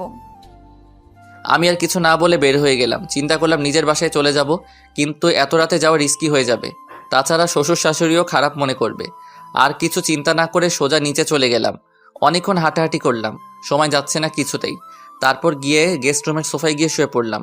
সকালবেলা শাশুড়ির ডাকে ঘুম ভাঙলো। আমাকে সোফায় দেখে উনি বলল, এ কি বাবা, তুমি সোফায় কেন ঘুমিয়েছো? রুমে যাওনি? আমি কিছু বলতে যাব এমন সময় তন্নি কোথায় থেকে তার আম্মুকে বলে, আম্মু, তোমার জামাই কি করেছে জানো? কি করেছে? কাল রাতে আমাকে গান শোনানোর জন্য বলেছিলাম, সে শোনায়নি, তাই শাস্তি দিয়েছি যে আমার সাথে আজকে ঘুমাতে পারবে না। আমি তো পুরো টাসকি খেয়ে বসে আছি। ফকিন্নি কত বড় মিথ্যা কথা বলল। বাহ, কি সুন্দর নিজেকে বাঁচিয়ে নিল। তারপর শাশুড়ি আমাকে বলল, বাবা, আমার মেয়েটার গান পছন্দ করে, তুমি মাঝে মাঝে একটু গান শুনিও। আর তুইও সামান্য একটা গানের জন্য বুঝি কেউ রুমে থাকতে দেয়? আমি দুঃখ ভারাক্রান্ত একটা হাসি দিয়ে ওয়াশরুমে গিয়ে ফ্রেশ হয়ে নাস্তা করে অফিসে চলে গেলাম। একটু পর আমাদের অফিসের একটা কলিগ আমার রুমের সামনে আসলো। হ্যালো স্যার, আসতে পারি? আরে আদিবা, আসো আসো। Thanks sir. কিছু বলবে? বলছিলাম কি স্যার, আগামী সপ্তাহে আমি একটু বাড়ি যাব, আমার চাচাতো ভাইয়ের বিয়ে। ও আচ্ছা, ছুটি লাগবে এই তো? জি স্যার। কতদিন লাগবে? স্যার 7 দিন হলে ভালো হতো। আচ্ছা ঠিক আছে, যাও, দিলাম। ভালোভাবে যাবে। ধন্যবাদ স্যার। এরপরে দেখলাম আদিবা কিছু বলবে কিন্তু বলছে না, শুধু ছটফট করছে। তাকে আমি বললাম, কি কিছু বলবে নাকি? আসলে স্যার একটা কথা বলার ছিল। সমস্যা নাই, বলো। স্যার এখানে তো আমার কেউ নেই, আপনাকে বড় ভাইয়ের মতো দেখি। যদি ভাই হিসাবে আমার একটা উপকার করতেন খুব খুশি হতাম। আরে পাগল নাকি তুমি? কোনো সমস্যা নাই, তুমি নির্ভয় বলো। স্যার অনেকদিন পর বাড়ি যাচ্ছি তো, আব্বু আম্মুর জন্য কিছু শপিং করব আর কিছু জিনিস নিব। আপনি যদি বিকেলবেলা আমার সাথে একটু শপিংয়ে যেতেন অনেক উপকার হতো। আচ্ছা ঠিক আছে, যাব। ধন্যবাদ স্যার। এ কথা বলে আদিবা তার ডেস্কে চলে গেল। বিকেলবেলা আদিবার সাথে শপিং মলে গেলাম, অনেক কিছু নিলাম। ওর বাবার জন্য, ওর মায়ের জন্য। অনেক কেনাকাটা করার পর আদিবা একটা কসমেটিক্সের দোকানে গেল। আমিও ওর পিছে পিছে গেলাম। আদিবার ব্যাগগুলো আমার কাছে ছিল। কসমেটিক্সের দোকানে যাওয়ার পর আমি আর আদিবা পাশাপাশি দাঁড়িয়েছিলাম। সেখানে গিয়ে বিশাল আকারের একটা শট খেলাম। দেখলাম তনিও সেখানে তার বান্ধবীদের সাথে কি যেন কিনতেছে। আমাকে আদিবার সাথে দেখে আমার সামনে এসে বলে, মেয়েটা কে? ও আমার। পুরোটা বলার আগেই আমার গালে একটা চর বসিয়ে চোখ মুখ লাল করে কাঁদতে কাঁদতে দোকান থেকে বের হয়ে গেল। তন্নির কয়েকটা বান্ধবী এসে আমাকে বলল, ছি, ভাইয়া বাসায় বউ রেখে বাইরে মেয়ে নিয়ে ঘুরেন, আপনার লজ্জা করে না একটু? তারপর সবাই দোকান থেকে বের হয়ে গেল। লজ্জায় আমার পুরো মুখ লাল হয়ে গেল। খারাপটাই সবাই দেখল, আসল কাহিনীটা কারো চোখে পড়ল না। তারপর আমি আর আদিবাও বের হয়ে গেলাম। আদিবা আমাকে বলল, সরি স্যার, আমার জন্য আজকে আপনাকে অপমানিত হতে হয়েছে। আরে ধুর, এগুলো কিচ্ছু না। তোমার কি দোষ? কেউ তো আসল কথা জানে না, সেজন্য রিয়্যাক্ট করতেছে। ম্যাডাম কিন্তু অনেক রাগ করছে। এটা কোনো সমস্যা না, সব ঠিক হয়ে যাবে। স্যার একটা কথা বলতাম। বলো। ম্যাডামের নাম্বারটা কি আমাকে দিবেন? আমি সব বুঝিয়ে বলবো। আরে তুই কল দিলে সে আরো বেশি রিয়্যাক্ট করবে, উল্টো তোমাকে অপমান করবে। সমস্যা নেই স্যার, আপনি নাম্বারটা আমাকে দেন। আর এটা ধরেন। কি এটাতে? স্যার আপনাদের বিয়েতে তো যেতে পারিনি, তাই ম্যাডামের জন্য আমার পক্ষ থেকে একটা গিফট। তুমি আবার এটা কখন কিনলে? সেটা আপনার না জানলেও চলবে, আপনি এটা নেন আর নাম্বারটা দেন। ধন্যবাদ, এই নাও নাম্বার। তারপর আমি নাম্বারটা দিয়ে দিলাম। গিফটটা নিয়ে আদিবাকে একটা রিকশায় উঠিয়ে দিয়ে আমি বাসায় চলে আসলাম। এসে গিফটটা খুলে দেখলাম একটা নীল শাড়ি। অনেক সুন্দর, তন্নিকে অসাধারণ লাগবে। এরপর আমার মাথায় একটা বুদ্ধি আসলো, ফারিয়াকে কল দিয়ে সব কিছু বলে দেই। কারণ তন্নি আজকের বিষয়টা ফারিয়ার সাথে শেয়ার করবে। আমি ফারিয়াকে কল দিয়ে সব কিছু বলে দিছি এবং এটাও বলে দিয়েছি যে এমনভাবে কথা বলবে যেন তন্নির প্রচুর রাগ হয়। বাসায় একা একা ভালো লাগছে না, আব্বু আম্মুও নাই, তন্নিও নাই। আমি তন্নিকে কল দিলাম, বাট নাম্বার বন্ধ। এরপর তন্নির আম্মুর কাছে কল দিলাম। হ্যালো, আসসালামু আলাইকুম। ওয়ালাইকুম আসসালাম। বাবা কেমন আছো? জি ভালো, আপনি? আছি মোটামুটি। তন্নি কোথায়? ওর নাম্বার বন্ধ কেন? কি জানি বাবা, বিকেলে কোথায় থেকে কাঁদতে কাঁদতে এসে রুমের দরজা বন্ধ করে দিয়েছে। অনেকবার ডেকেছি, দরজা খুলছে না, কিছু খাচ্ছেও না। তোমার সাথে কি কিছু হয়েছে? না, আমার সাথে কিছু হয়নি। তো বাবা আজকে আমাদের বাসায় আসবে না? না, আজকে আসবো না। কেন বাবা? বাসায় তো কেউ নেই, এখানে তন্নিও একা, চলে আসো। না, একটু কাজ আছে। আচ্ছা ঠিক আছে, ভালো থাকবেন, পরে কথা হবে। এ কথা বলে আমি কলটা কেটে দিলাম। মনে মনে চিন্তা করলাম তন্নিও হয়তো আমাকে ভালোবেসে ফেলেছে, না হলে এত রিয়্যাক্ট করতো না। আয়মানের বুদ্ধিটা অনেক কাজে লাগছে। এভাবে কয়েকটা দিন চলে গেল। আমি তন্নিদের বাসায় যাই না। মাঝে মাঝে ওর মায়ের সাথে একটু একটু কথা হয়। প্রায় 10 দিন পর ওর মা আমাকে কল দেয়। তখন আমি অফিসে ছিলাম। হ্যালো, আসসালামু আলাইকুম। ওয়ালাইকুম আসসালাম। বাবা, কেমন আছো? ভালো, আপনারা? আছি সবাই ভালো। বাবা, তুমি একটু আজকে আমাদের বাসায় আসতে পারবে? আসলে আমার তো একটু কাজ ছিল। কেন, কোনো সমস্যা হয়েছে নাকি? আসলে হয়েছে কি, আমার বড় বোন নাকি অনেক অসুস্থ। আমি আর তোমার শ্বশুর আব্বা ওখানে যাচ্ছি, তাই যদি তুমি এখানে থাকতে ভালো হতো। তন্নিকেও নিয়ে যান তাহলে। ও যেতে চাচ্ছে না, সেজন্যই তো আমরা একটু টেনশনে আছি। সে একা একা বাসায় কিভাবে থাকবে? যদি তুমি আসতে ভালো হতো। আচ্ছা ঠিক আছে, আপনারা যান, আমি সন্ধ্যার সময় আসব। এ কথা বলে কলটা কেটে দিলাম। কেমন জানি খুব খারাপ লাগছে। আজকে অনেক দিন পর ওর সাথে দেখা করতে যাচ্ছি। রাত প্রায় 8টার সময় ওদের বাসায় গেলাম। কলিং বেল বাজানোর সাথে সাথেই দরজা খুলে দিল। মনে হয় আমার জন্যই অপেক্ষা করছিল। ভিতরে গেলাম, দেখলাম চোখ মুখ লাল করে বসে আছে। দেখতে বাচ্চাদের মতো লাগছে। তারপর আমি বললাম, কেমন আছিস? তুই এখানে কেন আসছিস? আম্মা বলেছে তাই। লজ্জা করে না অন্য মেয়েদের সাথে ঘুরে এখন আসতে? সেটা আমার ব্যাপার, আমি তো তোর কেউ না। আমাকে নিয়ে তোর এত মাথা ব্যথা কেন? তোর মতো ফালতুকে বিয়ে করাই আমার ভুল হয়েছে। আগে জানলে জীবনেও কবুল বলতাম না। আমার মাথা গরম করবি না। কি করবি তুই? রাগে আমার পুরো শরীরের লোম দাঁড়িয়ে গেছে। আমি কোনো কথা না বলে ব্যাগটা রেখে ওয়াশরুমে চলে গেলাম। ফ্রেশ হয়ে এসে দেখি তন্নি নেই, মনে হয় ঘুমিয়ে গেছে। আমি আর ওর রুমে গেলাম না, সামনে গেস্ট রুমের সোফায় শুয়ে রইলাম। কিন্তু ঘুম আসছে না। একটু পর আস্তে আস্তে উঠে তন্নির রুমের দিকে গেলাম, দেখলাম ও ঘুমিয়ে আছে। অনেকক্ষণ আমি বাইরে থেকে দাঁড়িয়ে দাঁড়িয়ে ওকে দেখলাম। হঠাৎ করে খেয়াল করলাম ওর পুরো শরীর কাঁপতেছে। আমি তাড়াতাড়ি রুমে গেলাম, কপালে হাত দিয়ে দেখি জ্বরে পুরো শরীরটা পুড়ে যাচ্ছে। আমি তো টেনশনে পড়ে গেলাম, কি করব বুঝতে পারতেছি না। পরে কিচেন রুম থেকে একটা বাটি নিয়ে এসে ওর মাথায় জলপট্টি দিলাম অনেকক্ষণ, কিন্তু কিছুতেই কমছে না। পরে একটা বালতিতে পানি নিয়ে এসে ওর মাথায় দিলাম। প্রায় 2 ঘন্টার মতো পানি দেওয়ার পর জ্বর কিছুটা কমলো। পরে দেখলাম পানি দিতে দিতে ওর শরীরও ভিজিয়ে দিলাম। এখন কাপড়টা চেঞ্জ করতে হবে, বাট কিভাবে করব বুঝতে পারছি না। সে যদি দেখে আমি ওর কাপড় চেঞ্জ করছি তাহলে আমার অবস্থা শেষ। সকালবেলা আমি নাস্তা নিয়ে ওর রুমে গেলাম, দেখলাম সে মাত্র ঘুম থেকে উঠছে। আমার হাতে নাস্তা দেখে চমকে উঠল। তারপর নিজের দিকে তাকিয়ে দেখে যে ওর গায়ে যেই জামাটা ছিল সেটা আর নেই, আরেক। তারপর আমার রাগে চোখ মুখ লাল করে উঠে এসে আমার কলার ধরল। ওই কুত্তা আমার কাপড়ের এই অবস্থা করেছে কি? আসলে কালকে রাতে পুরোটা বলার আগে একটা চর বসিয়ে দেয়, তারপর বলে, তুই এত খারাপ আমি ভাবতেও পারিনি। আমাকে ঘুমের মধ্যে পেয়ে তুই ছি, আমার ভাবতেই ঘৃণা লাগে।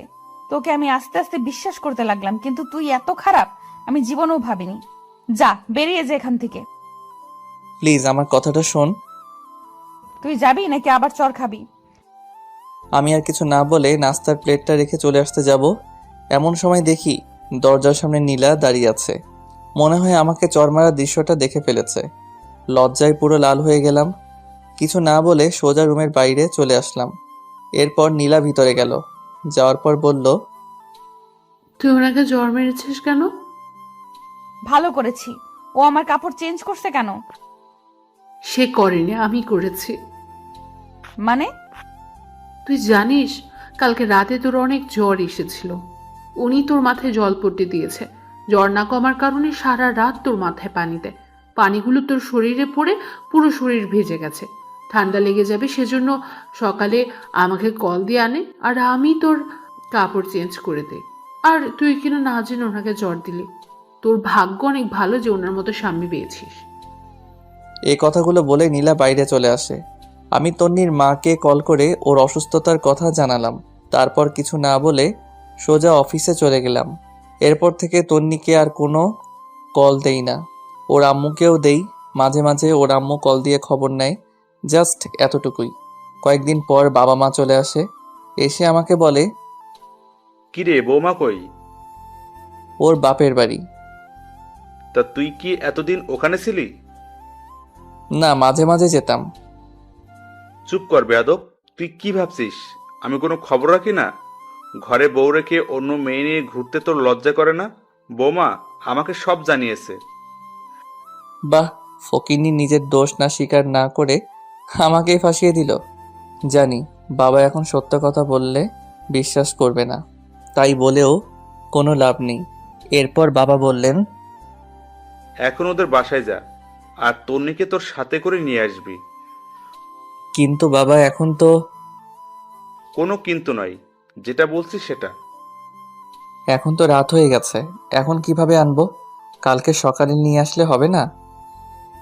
গর্ধব, এখন আনতে কে বলেছে? এখন তুই যাবি, রাত থেকে কালকে সকালে চলে আসবি। আমি কিছু বলতে যাব এমন সময় বাবার দিকে খেয়াল করে দেখলাম রেগে আছে।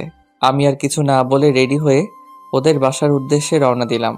রাত প্রায় 9:30। আমি তন্নিদের বাসার সামনে দাঁড়িয়ে আছি। কলিং বেল দেওয়ার সাথে সাথেই দেখলাম তন্নির মা এসে দরজা খুলে দিল। তারপর বলল, বাবা আসছো? পথে কোনো সমস্যা হয়নি তো?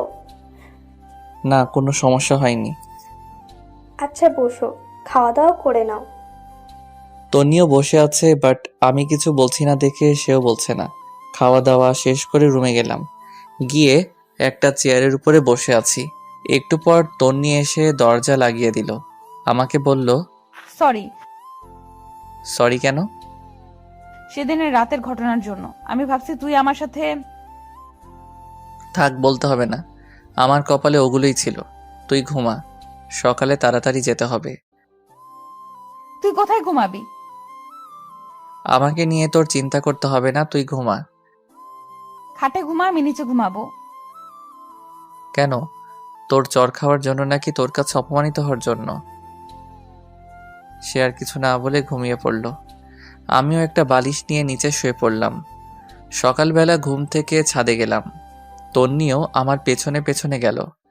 দেখে মনে হচ্ছে কিছু একটা বলবে, বাট বলতে পারছে না। এরপর আমি বললাম, কিছু বলবি? তুই কি সত্যি আমাকে ভালোবাসিস? পাগল নাকি? তোরে কেন আমি ভালোবাসবো? মিথ্যা বললাম, দেখি ও কি রিয়াক্ট করে। তাহলে এতদিন যে বললি তুই আমাকে ভালোবাসিস? মিথ্যা বলেছি। তোর সাথে থাকার বা কথা বলার কোনো ইচ্ছাই আমার নাই। তাহলে আমাকে নিতে আসলি কেন? আব্বু আম্মু বলেছে তাই, না হলে জীবনেও আসতাম না। বাহ, ভালো তো। নতুন কাউকে পেয়ে গেছিস, এখন তো আমার দরকার নেই। তোর দরকার কখনো ছিল না, থাকবেও না। আদিবার সাথে আমি খুব ভালোই আছি। তন্নি আর কিছু না বলে চোখ মুখ লাল, কান্না করতে করতে নিচে চলে যায়। মনে মনে বন্ধু আইমানকে ধন্যবাদ দিতে লাগলাম। ওর বুদ্ধিটা কাজে লেগেছে। এইরকম জানলে আরও আগে থেকে ইগনোর করতাম। যাই হোক, একটু পর আমিও নিচে গেলাম। গিয়ে দেখি তন্নি চুপ করে বসে আছে। আমি বললাম, রেডি হয়ে নে, বাসায় যেতে হবে। আমি যাব না, তুই যা। তোর ন্যাকামি দেখার টাইম নাই আমার। আদিবা বসে আছে, তাড়াতাড়ি রেডি হয়ে নে। বললাম তো আমি যাব না। ওকে, একটু পর নিজেই যাবি। তুই এখান থেকে যা, তোকে যেন না দেখি। চলে তো যাবই, এখানে তো থাকতে আসিনি। তুই আর 1 সেকেন্ড এখানে থাকতে পারবি না, এখনই বের হয়ে যা। আমিও আর কিছু না বলে নাস্তা না করে ওর বাবা মা কাউকে না জানিয়ে সোজা অফিসে চলে গেলাম। বাসায় গেলে বাবা চিল্লাচিল্লি করবে। কাজ করতেছি এমন সময় আদিবা আসলো। আসতে পারি স্যার? আরে আদিবা, আসো, বসো। ধন্যবাদ স্যার। আপনার কি মন খারাপ? আরে না, এমনি ভালো লাগছে না। আমি জানি স্যার, ম্যাম আপনাকে কিছু বলেছে। আসলে স্যার, সেদিন যদি জানতাম ম্যামও মার্কেটে যাবে তাহলে আপনাকে যেতে বলতাম না। আরে ধুর, এটা কোনো ব্যাপার না। এমন সময় বাবা কল দিল। আদিবা উঠে চলে গেল। এই কই তুই? আমি তো অফিসে। তোকে না বললাম বৌমাকে নিয়ে বাসায় আসতে? ও আসবে না বলেছে, সেজন্যই তো আমি অফিসে চলে আসছি। চুপ কর বেয়াদব। ও আসবে না বলছে নাকি? তুই নিয়ে আসিসনি? মানে আমি কেন নিয়ে আসবো না? চুপ হারামজাদা। তনি আমাকে সব কিছু বলেছে। তোর লজ্জা করে না ঘরে বউ রেখে অন্য মেয়েকে নিয়ে ঘুরতে? আরে তুমি এসব কি বলো? সবগুলো মিথ্যা কথা। চুপ কর। তনি আমাদের সব কিছু বলেছে। মেয়েটা কখন থেকে রান্না করতেছে। আমি আর কিছু না বলে কেটে দিলাম। দূর, ফকিন্নিটা বাবাকে আনিয়ে বানিয়ে কি বললো আল্লাহই জানে। নিজে সব দোষ করে এখন আমাকে ফাঁসাই দিছে। বিকেলবেলা আয়মান কল দিল। কি রে দোস্ত, কি অবস্থা? মামা কি বদি দিলি? তন্নি তো ফেসে গেছে। আরে কি বলিস? আচ্ছা শোন, সন্ধ্যার সময় তুই আর তন্নি কফি শপে আসিস, কথা আছে। দূর, আমি তন্নিকে নিয়ে আসতে পারবো না। তোরা বল আসতে। আচ্ছা ঠিক আছে, বলবো। তুই অন্তত সাথে করে নিয়ে আসিস, সানি আর ফারিয়াও থাকবে। আচ্ছা ঠিক আছে। এরপর বাসায় গেলাম, দেখলাম তন্নি রেডি হয়ে বসে আছে। আমাকে দেখে বলল, আইমান কিছু বলেছে? না কিছু বলেনি। কেন?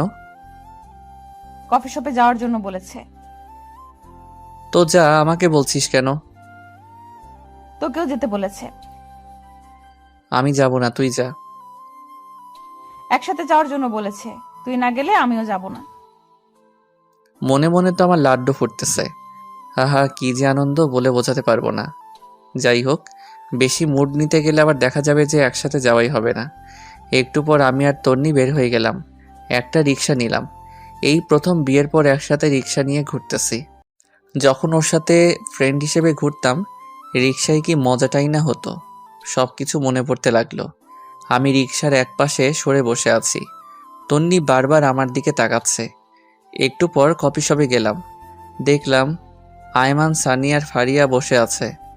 আমাদের দেখে বলল, বাহ, দুজনের এখন আসার সময় হলো। না রে, একটু কাজ ছিল তাই। বুঝি বুঝি, কি এমন কাজ? তন্নি গিয়ে ফারিয়াকে জড়িয়ে ধরল। এদিকে আয়মান আমাকে ইশারা দিতেছে, বলতেছে কাজ হচ্ছে। এমন সময় সানি বলল, দোস্ত শোন, তোরা থাক, আমাদের একটু কাজ আছে, যেতে হবে। সে কি, মাত্রই তো আসলাম, কফিটা খেয়ে যা। না রে, অনেক কাজ, সময় কম। আচ্ছা তুই যা, ফারিয়া থাকুক। না রে, ওরে ছাড়া আমার কোনো কাজ হয় না। ওর কপালের চুমু না খেলে কাজে মন বসে না। চুপ কর ফাজিল। আচ্ছা তোরা থাক, পরে কথা হবে। এ কথা বলে ফারিয়া আর সানি চলে গেল। আয়মানও কেমন জানি ছটফট করতেছে। আমি বললাম, কিরে তোর আবার কি হয়েছে? আসলে দোস্ত, বাসায় একটা কাজ ফেলে চলে আসছি, এখনই বাসায় যাওয়া লাগবে। মানে কি? তোদের সবার কাজ আছে আগে বলতি। তোরা না বললি একসাথে কফি খাবি? তোরা খা, আমি একটু আসি। এ কথা বলে আইমানও চলে গেল। আমি আর তন্নি বসে আছি। একটু পর কফি আসলো, দুজনেই খেলাম। দুজনের নীরবতা ভেঙে তন্নি বলল, একটা কথা বলতাম। বল। অনেকদিন কোথাও ঘুরি না, চল পার্কটাতে একটু ঘুরে আসি। আমিও কেন জানি ওর এই আবদারটা না রেখে পারলাম না। অনেকক্ষণ দুজনে একসাথে হাঁটলাম, ভালো লাগলো। রাত প্রায় 8টা। বাসায় গেলাম, দেখলাম বাসায় কেউ নেই, কিন্তু দরজা খোলা। বাবা মা দুজনকে ডাক দিলাম, কারো কোনো সাড়া শব্দ নেই। তন্নিও ভয় কাঁপতেছে। একটু পর নীরবতা ভেঙে শুরু হলো আমাদের দুজনের মুখের উপরের স্প্রে মারা। আর সবাই একসাথে বলতে লাগলো, happy birthday Tonni, happy birthday to you. বাবা মা, সানি, আইমান আর ফারিয়া সবাই একসাথে। দেখে তো আমরা পুরাই অবাক। আমি নিজেও ভুলে গেছি আজকে তন্নির জন্মদিন, কিন্তু বন্ধুগুলার মনে আছে, সেজন্য তারা কফি শপ থেকে তাড়াতাড়ি চলে আসছে। তারপর বড় একটা কেক কাটা হলো। তন্নি সবার প্রথমে আমাকেই খাইয়ে দিয়েছে, আমিও খাইয়ে দিয়েছি। এক এক করে সবাই সবাইকে খাইয়ে দিয়েছে। এমন সময় তন্নি বলল, এতগুলো আয়োজন কে করেছে? সবাই একসাথে আমাকে দেখিয়ে দিল। আমি তো পুরাই টাসকি খেয়ে গেলাম। আমি নিজেই কিছু জানি না, আর ওরা বলছে আমি করছি। সেদিন সবাই একসাথে খাওয়া দাওয়া করে নিলাম, ওদের বাসায় যেতে দেইনি। আমি, সানি, আইমান একসাথে ঘুমাইছি, ফারিয়া আর তন্নি একসাথে ঘুমাইছে। পরে যে যার মতো চলে গেল, আমিও অফিসে চলে গেলাম। দুপুরবেলা আদিবা আমার রুমে আসলো। স্যার আসতে পারি? আসো, বসো। স্যার একটা কথা বলতাম। অবশ্যই বলো। আসলে স্যার আমার একজনের সাথে রিলেশন আছে, বাবা বিয়ের জন্য চাপ দিচ্ছিল, তাই আমি বাবাকে ফাহাদের কথা বলেছি। বাবা বলেছে ওকে নিয়ে বাবার সাথে দেখা করার জন্য। যদি আজকে বিকেলের জন্য আমাকে ছুটি দিতেন উপকার হতো। আরে এটা কোনো কথা? তুমি আমাকে আগে বলবে না? ওকে যাও, দিলাম। ধন্যবাদ স্যার। আদিবা, একটু কষ্ট করতে পারবে? জি স্যার, বলুন। তোমার পাশের আলমারিটার উপর একটা হলুদ রঙের ফাইল আছে, যদি একটু কষ্ট করে দিতে উপকার হতো। এতে কষ্টের কি আছে? এ কথা বলে আদিবা উঠে ফাইলটা নিতে গেল। আলমারি উঁচু হওয়ার কারণে সে একটু উপরের দিকে উঠে পায়ের আঙুলের উপর ভর করে ফাইলটা নিতে যাবে, এমন সময় পা স্লিপ করে উল্টে যেতে লাগলো। আমি তাড়াতাড়ি উঠে ওকে ধরে ফেললাম, আর এমন সময় তন্নি এসে উপস্থিত। আমাদের একসাথে দেখেই চিৎকার দিয়ে উঠল। দেখলাম হাতে একটা টিফিন বাটি, মনে হয় দুপুরের খাবার নিয়ে আসছে। দূর শালার, কেন যে আদিবাকে ফাইলটার কথা বললাম। যদি না বলতাম তাহলে তন্নি হয়তো কিছু দেখতো না। আমি আদিবাকে ছেড়ে দিলাম। তন্নি রাগে চোখ মুখ লাল করে আমাকে বলল, ছি, তুই এত খারাপ? প্লিজ তুই শান্ত হ, আমার কথা শোন। কি শুনবো? নিজের চোখেই তো সবকিছু দেখলাম। প্লিজ তুই আমার কথাটা শোন। চুপ কর, তোর মতো ফালতুর সাথে আমি কোনো কথাই বলবো না। ভেবেছিলাম তুই সত্যি আমাকে ভালোবাসিস, আমিও আস্তে আস্তে তোকে ভালোবেসে ফেললাম, কিন্তু তুই অন্য মেয়ের সাথে, ছি, আমার ভাবতেই ভালো লাগে না। আমি কিছু বলতে যাব, এমন সময় আদিবা বলল, ম্যাম শোনেন, আপনার ধারণা ভুল। তুমি চুপ করো, লজ্জা করে না অন্যের স্বামীর সাথে এসব করতে? যত সব ফালতু। ম্যাম আপনি আমাকে যা ইচ্ছে বলতে পারেন, কিন্তু স্যারকে কিচ্ছু বলবেন না, স্যারের কোনো দোষ নেই। চুপ করো তুমি। সেদিন তো শপিং করতেও দেখেছি তোমাদের, আবার বড় বড় কথা বলছো, লজ্জা করে না? ম্যাম আপনাকে সেদিন রাতে আমি অনেকবার কল দিয়েছি সত্যটা বলার জন্য, বাট আপনি কল ধরেননি। সেদিন আমি স্যারকে জোর করেই শপিং করতে নিয়ে গেছি। আসলে এখানে আমার কেউ নেই, স্যারকে ভাই ডেকেছি। একটা কাজিনের বিয়ে ছিল, প্রায় 6 মাস পর বাড়ি যাচ্ছি, তাই বাবা মায়ের জন্য কিছু জিনিস কিনতে গেছিলাম। আর আপনি সেখানে আমাদের দেখতে পেলেন, স্যারকে সবার সামনে চট দেন। জানেন, সেদিন আপনার জন্য একটা নীল শাড়ি আমি কিনেছিলাম। স্যার অনেকবার বলেছিল আপনাকে নাকি নীল শাড়িতে ভালো মানায়। আপনাদের বিয়েতে না যেতে পারায় একটা নীল শাড়ি আমি আপনার জন্য কিনে স্যারকে দিয়েছিলাম। বিনিময়ে আপনি স্যারকে চট দিয়েছেন, নয়তো অপমান করেছেন। সেদিনের কথা বাদ দাও, আজকেটা তো আমি নিজের চোখেই দেখলাম। আজকে কি ছিল তাহলে? আমার একজনের সাথে রিলেশন আছে, বাবা চাইছে তাকে বাবার সাথে পরিচয় করিয়ে দেওয়ার জন্য। আমি স্যারের কাছে এসেছি বিকেলবেলা ছুটি দেওয়ার জন্য। স্যার আমাকে ছুটি দিয়েছে। আমি চলে যাওয়ার সময় স্যার ফাইলটা দিতে বললেন। আমি ফাইলটা নিতে গিয়ে পড়ে যাচ্ছিলাম, এমন সময় স্যার আমাকে ধরে ফেললেন। শোনেন, একটা কথা বলি, আপনার কপাল অনেক ভালো যে আপনি ওনার মতো একজনকে নিজের জীবনসঙ্গী হিসেবে পেয়েছেন। আপনার মতো মেয়ের কোনো যোগ্যতা নেই ওনার সাথে থাকার। নিজেকে তো অনেক কিছু মনে করেন, এগুলো বাদ দিয়ে ভালো হওয়ার চেষ্টা করুন। আদিবা এই কথাগুলো তন্নিকে বলে চলে গেল। দেখলাম তন্নির চোখে পানি চলে আসছে। আমি এতক্ষণ কিছুই বললাম না, চুপচাপ দাঁড়িয়ে দুজনের কথা শুনছিলাম। আদিবার কথাগুলো অনেক ভালো লাগলো, মনে মনে কয়েকবার ধন্যবাদ জানালাম।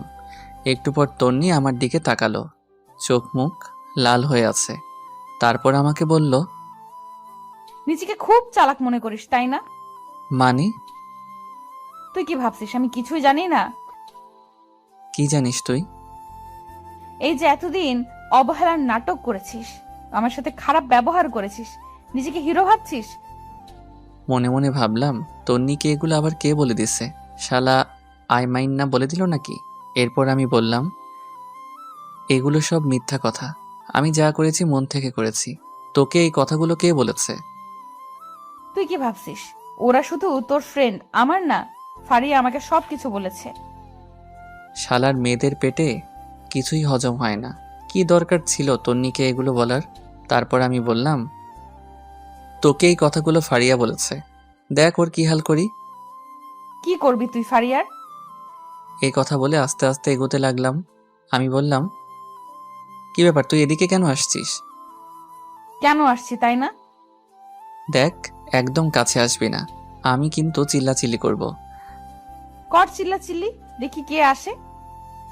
আমি পিছাইতে পিছাইতে দেওয়ালের সাথে লেগে গেছি। এই কি করছিস তুই? বলার আগে ঠোঁট দিয়ে আমার ঠোঁটটা চেপে ধরলো। আমার পুরো শরীরের লোম দাঁড়িয়ে গেল।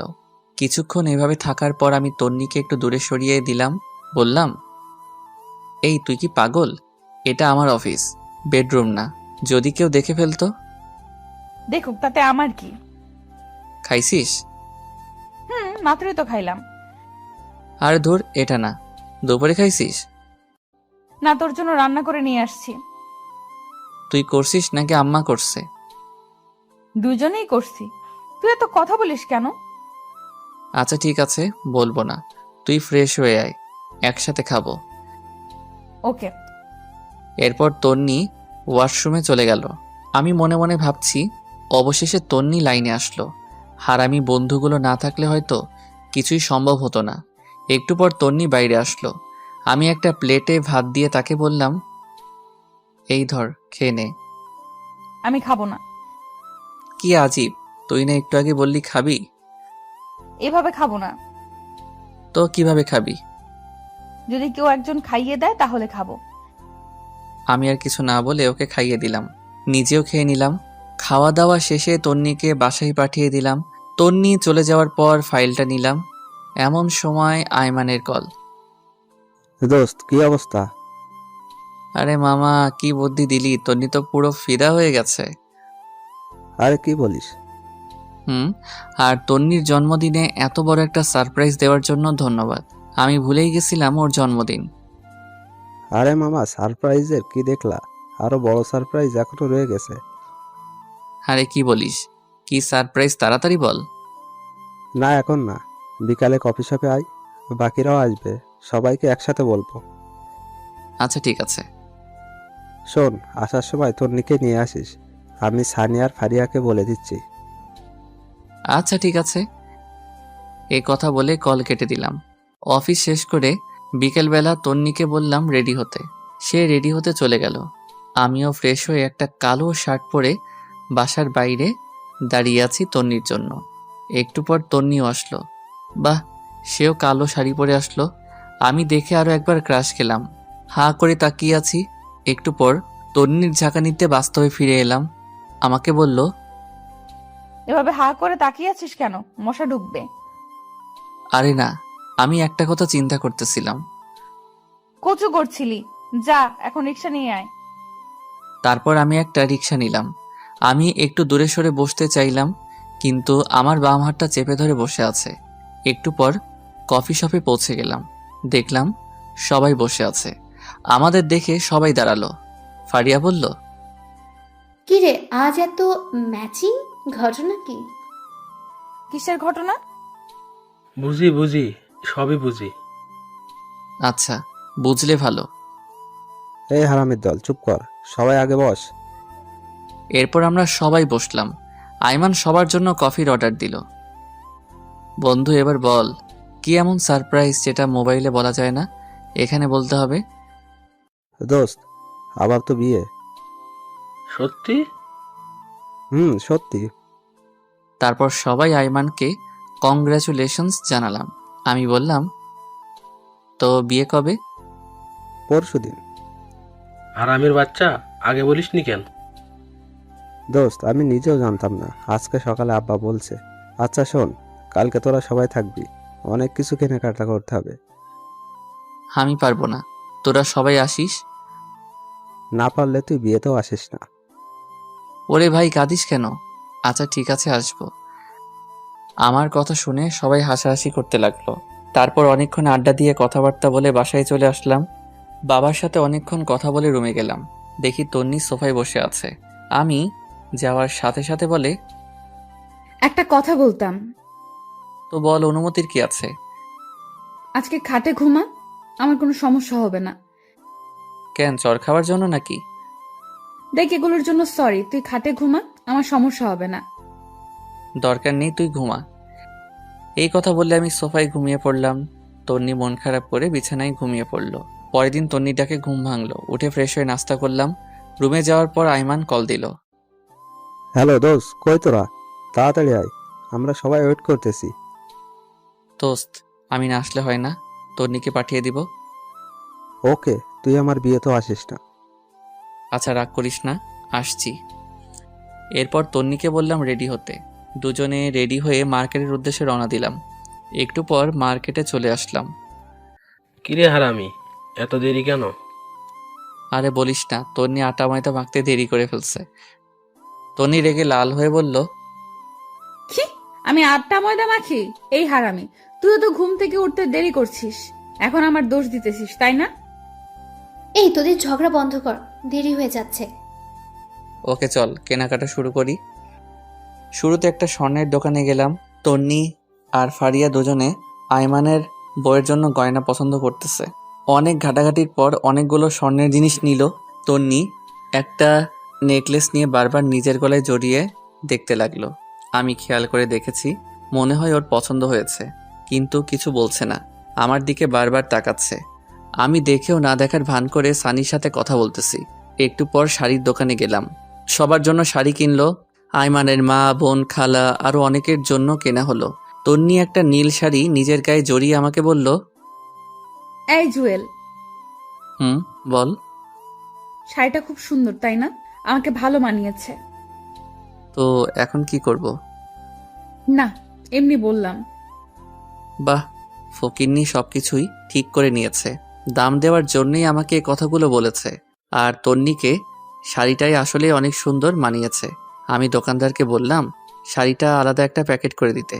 তন্নির মুখে এক রাজ্যের হাসি দেখলাম। কিছু না বলে তাড়াতাড়ি ব্যাগটা নিয়ে বসে আছে। আরও অনেক কিছু কেনাকাটা করার পর সবাই বাসার উদ্দেশ্যে রওনা দিলাম। আমরা সানি আর আইমানের কাছ থেকে বিদায় নিয়ে একটা রিক্সা নিলাম।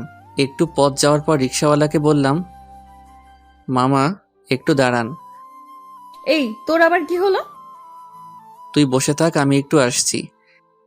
এই কথা বলে আমি আবার মার্কেটে গেলাম। গিয়ে তন্নির পছন্দ করার নেকলেসটা কিনে নিলাম। দাম বেশি হওয়ায় ক্যাশ টাকা দিতে পারিনি। ওর বিকাশ নাম্বার নিয়ে একটা কলিগকে বলে টাকা পাঠিয়ে দিলাম। একটু পর রিক্সায় আসলাম। কিরে, কোথায় গিয়েছিলি? সেটা তো না জানলেও চলবে। এই মামা চলেন। বাসার সামনে এসে আমি তন্নিকে উপরে পাঠিয়ে দিলাম। রিক্সা ভাড়া দিয়ে আমি উপরে আসলাম। দেখলাম তন্নি রুমে নেই, মনে হয় ওয়াশরুমে গেছে। আমি নেকলেসটা ওর ড্রয়ারে রেখে দিয়েছি। তন্নি ওয়াশরুম থেকে বের হলো, খুব হাসি খুশি লাগছে। তারপর নিচে গিয়ে খাওয়া দাওয়া করে আগের দিনের মতো সোফায় শুয়ে পড়লাম। তন্নি কিছু বলতে গিয়েও বলেনি। পরের দিন আইমানের বিয়ে, সকাল থেকে শুধু কল দিচ্ছে। আমি ঘুম থেকে উঠে দেখি তন্নি মায়ের সাথে রান্নাঘরে কাজ করছে। কিছু না বলে ফ্রেশ হতে চলে গেলাম। একটু পর নাস্তা করে রেডি হয়ে তন্নিকে বললাম তাড়াতাড়ি রেডি হতে, আমরা বিয়েতে যাব, আর অনেক কাজ আছে। তন্নি হ্যাঁ সূচক ইশারা দিয়ে রেডি হতে চলে গেল। আমি বাইরে গিয়ে দাঁড়িয়ে আছি। একটু পর তন্নি রেডি হয়ে আসলো। আমি তো দেখে আবার ক্রাশ খাইলাম। কালকের সেই শাড়িটা পরেছে, আবার গলায় নেকলেসটাও পরেছে, পায়ে হাই হিল, হালকা লিপস্টিক, উফ, মাথা নষ্ট করে দিচ্ছে। আমি হা করে তাকিয়ে আছি। একটু পর বুঝলাম কেউ একজন আমাকে ধাক্কা দিচ্ছে। কিরে, অমন হা করে কি দেখছিস? মনে হয় আগে কোনো দিন আমাকে দেখিসনি। দেখেছি, তবে আজকে একটু অন্যরকম লাগছে। তন্নি লজ্জায় লাল হয়ে যায়, দেখতে আরো বেশি কিউট লাগছে। তারপর একটা রিক্সা নিয়ে রওনা দিলাম। তন্নি আমার বাম হাতটা চেপে রেখেছে। একটু পর বলল, ধন্যবাদ। হঠাৎ ধন্যবাদ? এই যে আমার পছন্দের নেকলেসটা নিলি, তাই। এখানে ধন্যবাদ দেওয়ার কিছু নাই। তুই কি কালকে দোকানে আমাকে খেয়াল করেছিস? একটু একটু। কথা বলতে বলতে আমরা আবার মার্কেটে যাই। বিয়ের জন্য একটা গিফট নিলাম। এরপর আইমানদের বাসায় চলে গেলাম। সারাদিন খাওয়া দাওয়া আর মেহমান নিয়ে বিজি ছিলাম সবাই। সন্ধ্যার পর আয়মান এসে আমাকে বলল, দোষ, একটা কাজ করতে হবে। কি কাজ? দোষ, তুই আর তন্নি আমার বাসর ঘরটা সাজিয়ে দে। কিন্তু কোনো কিন্তু নয়, প্লিজ দোষ, না করিস না। সানিকে বাবার সাথে বাজারে পাঠাইছি, আর ফারিয়া মিলির সাথে আছে। আচ্ছা ঠিক আছে। ওখানে ফুল আর সব জিনিস আছে। বাবা থাকলে বাবাই তোকে বলতো। আমার তো একটু লজ্জা লাগছে, তাই কাউকে বলতেছি না। হইছে, আর লজ্জা পেতে হবে না, যা আমি দেখতেছি। এরপর তন্নিকে খুঁজতে লাগলাম। দেখলাম নতুন বউয়ের সাথে সেলফি তুলছে। সারাদিনে কয়েক হাজার সেলফি তুলেছে, তাও মন ভরেনি। আমি ইশারা দিয়ে ডেকে নিলাম। তারপর এসে বলে, বল কেন ডেকেছিস? আরে বাসরঘর সাজাতে হবে, এখানে নাকি কেউ পারে না। আরে কি বলছিস, এখনো সাজাইনি? সাজালে কি তোকে ডাকতাম? আচ্ছা ঠিক আছে, চল। এরপর তন্নি আর আমি বাসরঘর সাজাতে লাগলাম। সাজানো প্রায় শেষের সময় তন্নি বলে, জানিস বাসর ঘর নিয়ে আমার অনেক স্বপ্ন ছিল। তাই নাকি? জানিস আমি কি কি কল্পনা করেছি বাসর রাত নিয়ে? কি কি? আমার জামাই আসবে, আমি লজ্জায় ঘুমটা দিয়ে রাখবো, সে ঘুমটা সরাবে, তারপর তার পা ছুঁয়ে সালাম করব। তারপর সে আমাকে গান শোনাবে, আমি তাকে শোনাবো, কিছুক্ষণ নাচবো, তারপর দুজনে ছাদে গিয়ে চাঁদ দেখবো, সে আমাকে দোলনায় দুলাবে, হঠাৎ করে বৃষ্টি শুরু হবে। তুই পাগল নাকি? চাঁদ উঠলে আবার বৃষ্টি হয় নাকি? তুই চুপ থাক। তারপর আমরা দুজনে অনেক সময় হাত ধরে ভিজবো, তারপর আবার রুমে চলে আসব, আমি তার বুকে মাথা রেখে ঘুমিয়ে পড়ব। আমি তন্নির কথাগুলো শুনে একটু অভিমানের ভঙ্গিতে দাঁড়িয়ে দাঁড়িয়ে আয়মানের বাসর ঘরে গোলাপ ফুল ছিটাচ্ছি। আমার এমন মুখ দেখে তন্নি বলে, কিরে তোর আবার কি হলো? কই কিছু না। মুখটা এমন পেঁচার মতো করে রাখছিস কেন? সবার কপালে কি আর বাসর রাত থাকে? অভাগাদের কপালে তো কিছুই থাকে না। হইছে, আর ঢং করতে হবে না। এই নে, এটা ধর। কি এটাতে? শেরওয়ানি। আমরা এখন বাসায় যাব, আমরাও বাসর করব। কি? আমি একটা লাল বেনারসি পরবো, তুই 30 মিনিট পর রুমে যাবি। 30 মিনিট কি করবি? এত কথা তোর জানতে হবে না, যেটা বলছি সেটা। আচ্ছা ঠিক আছে, কিন্তু এত কিছু তুই কখন করলি? সারপ্রাইজ কি তুই একাই দিতে পারিস? আমি পারি না? আমি আর ফারিয়া মিলে করে এসেছি। এখন যা, একটা গাড়ি ঠিক কর, বাসায় যাব। ওকে। একটা সিএনজি নিয়ে আমি আর তন্নি তাড়াতাড়ি বাসায় গেলাম। আমি শেরওয়ানি পরে রেডি হয়ে আসি। কখন 30 মিনিট হবে ঘড়ির দিকে তাকিয়ে আছি। অবশেষে 30 মিনিট হলো। আমি বাসর ঘরে যাচ্ছি। কেমন যেন লজ্জা লাগছে। সব সময় থাকি, তবু আজকে কেমন যেন লাগছে। ধুর, এত শরম দিয়ে লাভ নাই। আগে ভিতরে যাই। আস্তে করে দরজাটা খুলে ভিতরে গেলাম। তন্নি বড় একটা ঘোমটা দিয়ে বসে আছে। আমি গিয়ে ঘোমটা উঠালাম। তন্নি খাট থেকে নেমে আমার পা ছুঁয়ে সালাম করলো। আমি বললাম, বেঁচে থাকো মা, স্বামী সংসার নিয়ে অনেক সুখী হও মা। হাই হাই, এটা কি বললাম? মা কেন বললাম? তন্নি একটা গোতা দিয়ে বলে, এই কুত্তা, আমি তোর মা? এই না না, ভুল হয়ে গেছে, আর বলবো না, এই যে কান ধরলাম। ওকে, এখন একটা গান শোনা। এই আমি তো গান পারি না। কি বললি? আচ্ছা শোনাচ্ছি। ওকে। বন্ধু তুই লোকাল বাস রে, বন্ধু তুই লোকাল বাস। এই হারামি, এটা কি গান? আরে মমতাজ খালামণির গান। রাখ তোর মমতাজ খালা, ভালো গান গা, নইলে ধাক্কা দিয়ে বাহির করে দিব। এরপর আমি শীতল বাতাসে দেখেছি তোমায় এই গানটা শোনালাম। তন্নিও একটা রবীন্দ্রসঙ্গীত শোনালো। মেয়েটার গলা বেশ ভালো। এরপর বলল, আয় একটু নাচি। দূর, আমি নাচ পারি না। হালকা নাচ, যেমন তেরি মেরি গানটাতে হালকা নাচি, আয়। আমি তো সানি লিওন আর উর্বশীর গান ছাড়া নাচতে পারি না। মায়ের খাবি কিন্তু। এরপর উড়াধরা কিছুক্ষণ নাচ দিলাম। আমি তো হাসতে হাসতে শেষ। তন্নি বলল, চল ছাদে যাব। ঠিক আছে চল। এভাবে না, আমাকে কোলে নিয়ে চল। কি আর করা, ওকে কোলে নিয়ে ছাদে গেলাম। একটু পর বললাম, এই তুই কি খাস? ওরে আল্লাহ, এ তো অজন তুই, আর একটু হলে তো মরেই যেতাম। তন্নি কিছু না বলে আমার একটা হাত ধরে হাঁটতে লাগলো। আমারও অসম্ভব ভালো লাগা শুরু হলো। এরপর আমি তন্নিকে কোলে নিয়ে পুরো ছাদ ঘুরলাম। একটু পর শুরু হলো ঝুম বৃষ্টি। তন্নির ইচ্ছাটা উপরওয়ালা পূরণ করে দিল। দুজনে অনেক সময় দিয়ে ভিজলাম। হঠাৎ একটা বাজ পড়ার সাথে সাথে তন্নি আমাকে জড়িয়ে ধরল। এইভাবে কিছুক্ষণ চলার পরে দুজনে নিচে চলে আসলাম। তন্নি ভেজা কাপড় চেঞ্জ করে আসলো, আমিও আসলাম। একটু পর বললাম, এই শোন, আমরা ফ্রেন্ড ছিলাম ঠিক আছে, কিন্তু এখন তো স্বামী স্ত্রী হয়ে গেছি। এখন আর তুই করে বলবো না, তুমি করে বলবো। থুর, না, আমি তুই করেই বলবো। কিন্তু কেন?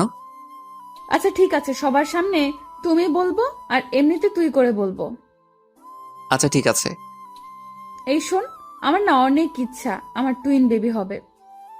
তাই নাকি? তাহলে তো আমাকে ডাবল কষ্ট করতে হবে। কেন? একটা ছেলের জন্য যে কষ্ট করতে হবে, দুজনের জন্য তো ডাবল কষ্ট করতে হবে, তাই না? এই তোর মতলব কিন্তু আমি বুঝে গেছি। তাই নাকি? তাহলে তো ভালো। এই খবরদার কাছে আসবি না। আসলে কি হবে শুনি। আমি আস্তে আস্তে আগাতে লাগলাম আর তন্নি পিছাতে লাগলো। পিছাতে পিছাতে একসময় খাটের উপর গিয়ে পড়ে যায়। তন্নি লজ্জায় লাল হয়ে যায়। একটা কাপড় দিয়ে মুখ ঢেকে ফেলে। আমি কাপড়টা সরিয়ে ওর মিষ্টি মাখা ঠোঁটে আস্তে করে আমার ঠোঁটটা বসাই দিলাম। তারপর দুজনে হারিয়ে গেলাম অজানা এক রাজ্যে। থামেন, অনেক কিছু দেখে ফেলেছেন, এবার আমাদের একটু একা থাকতে দেন।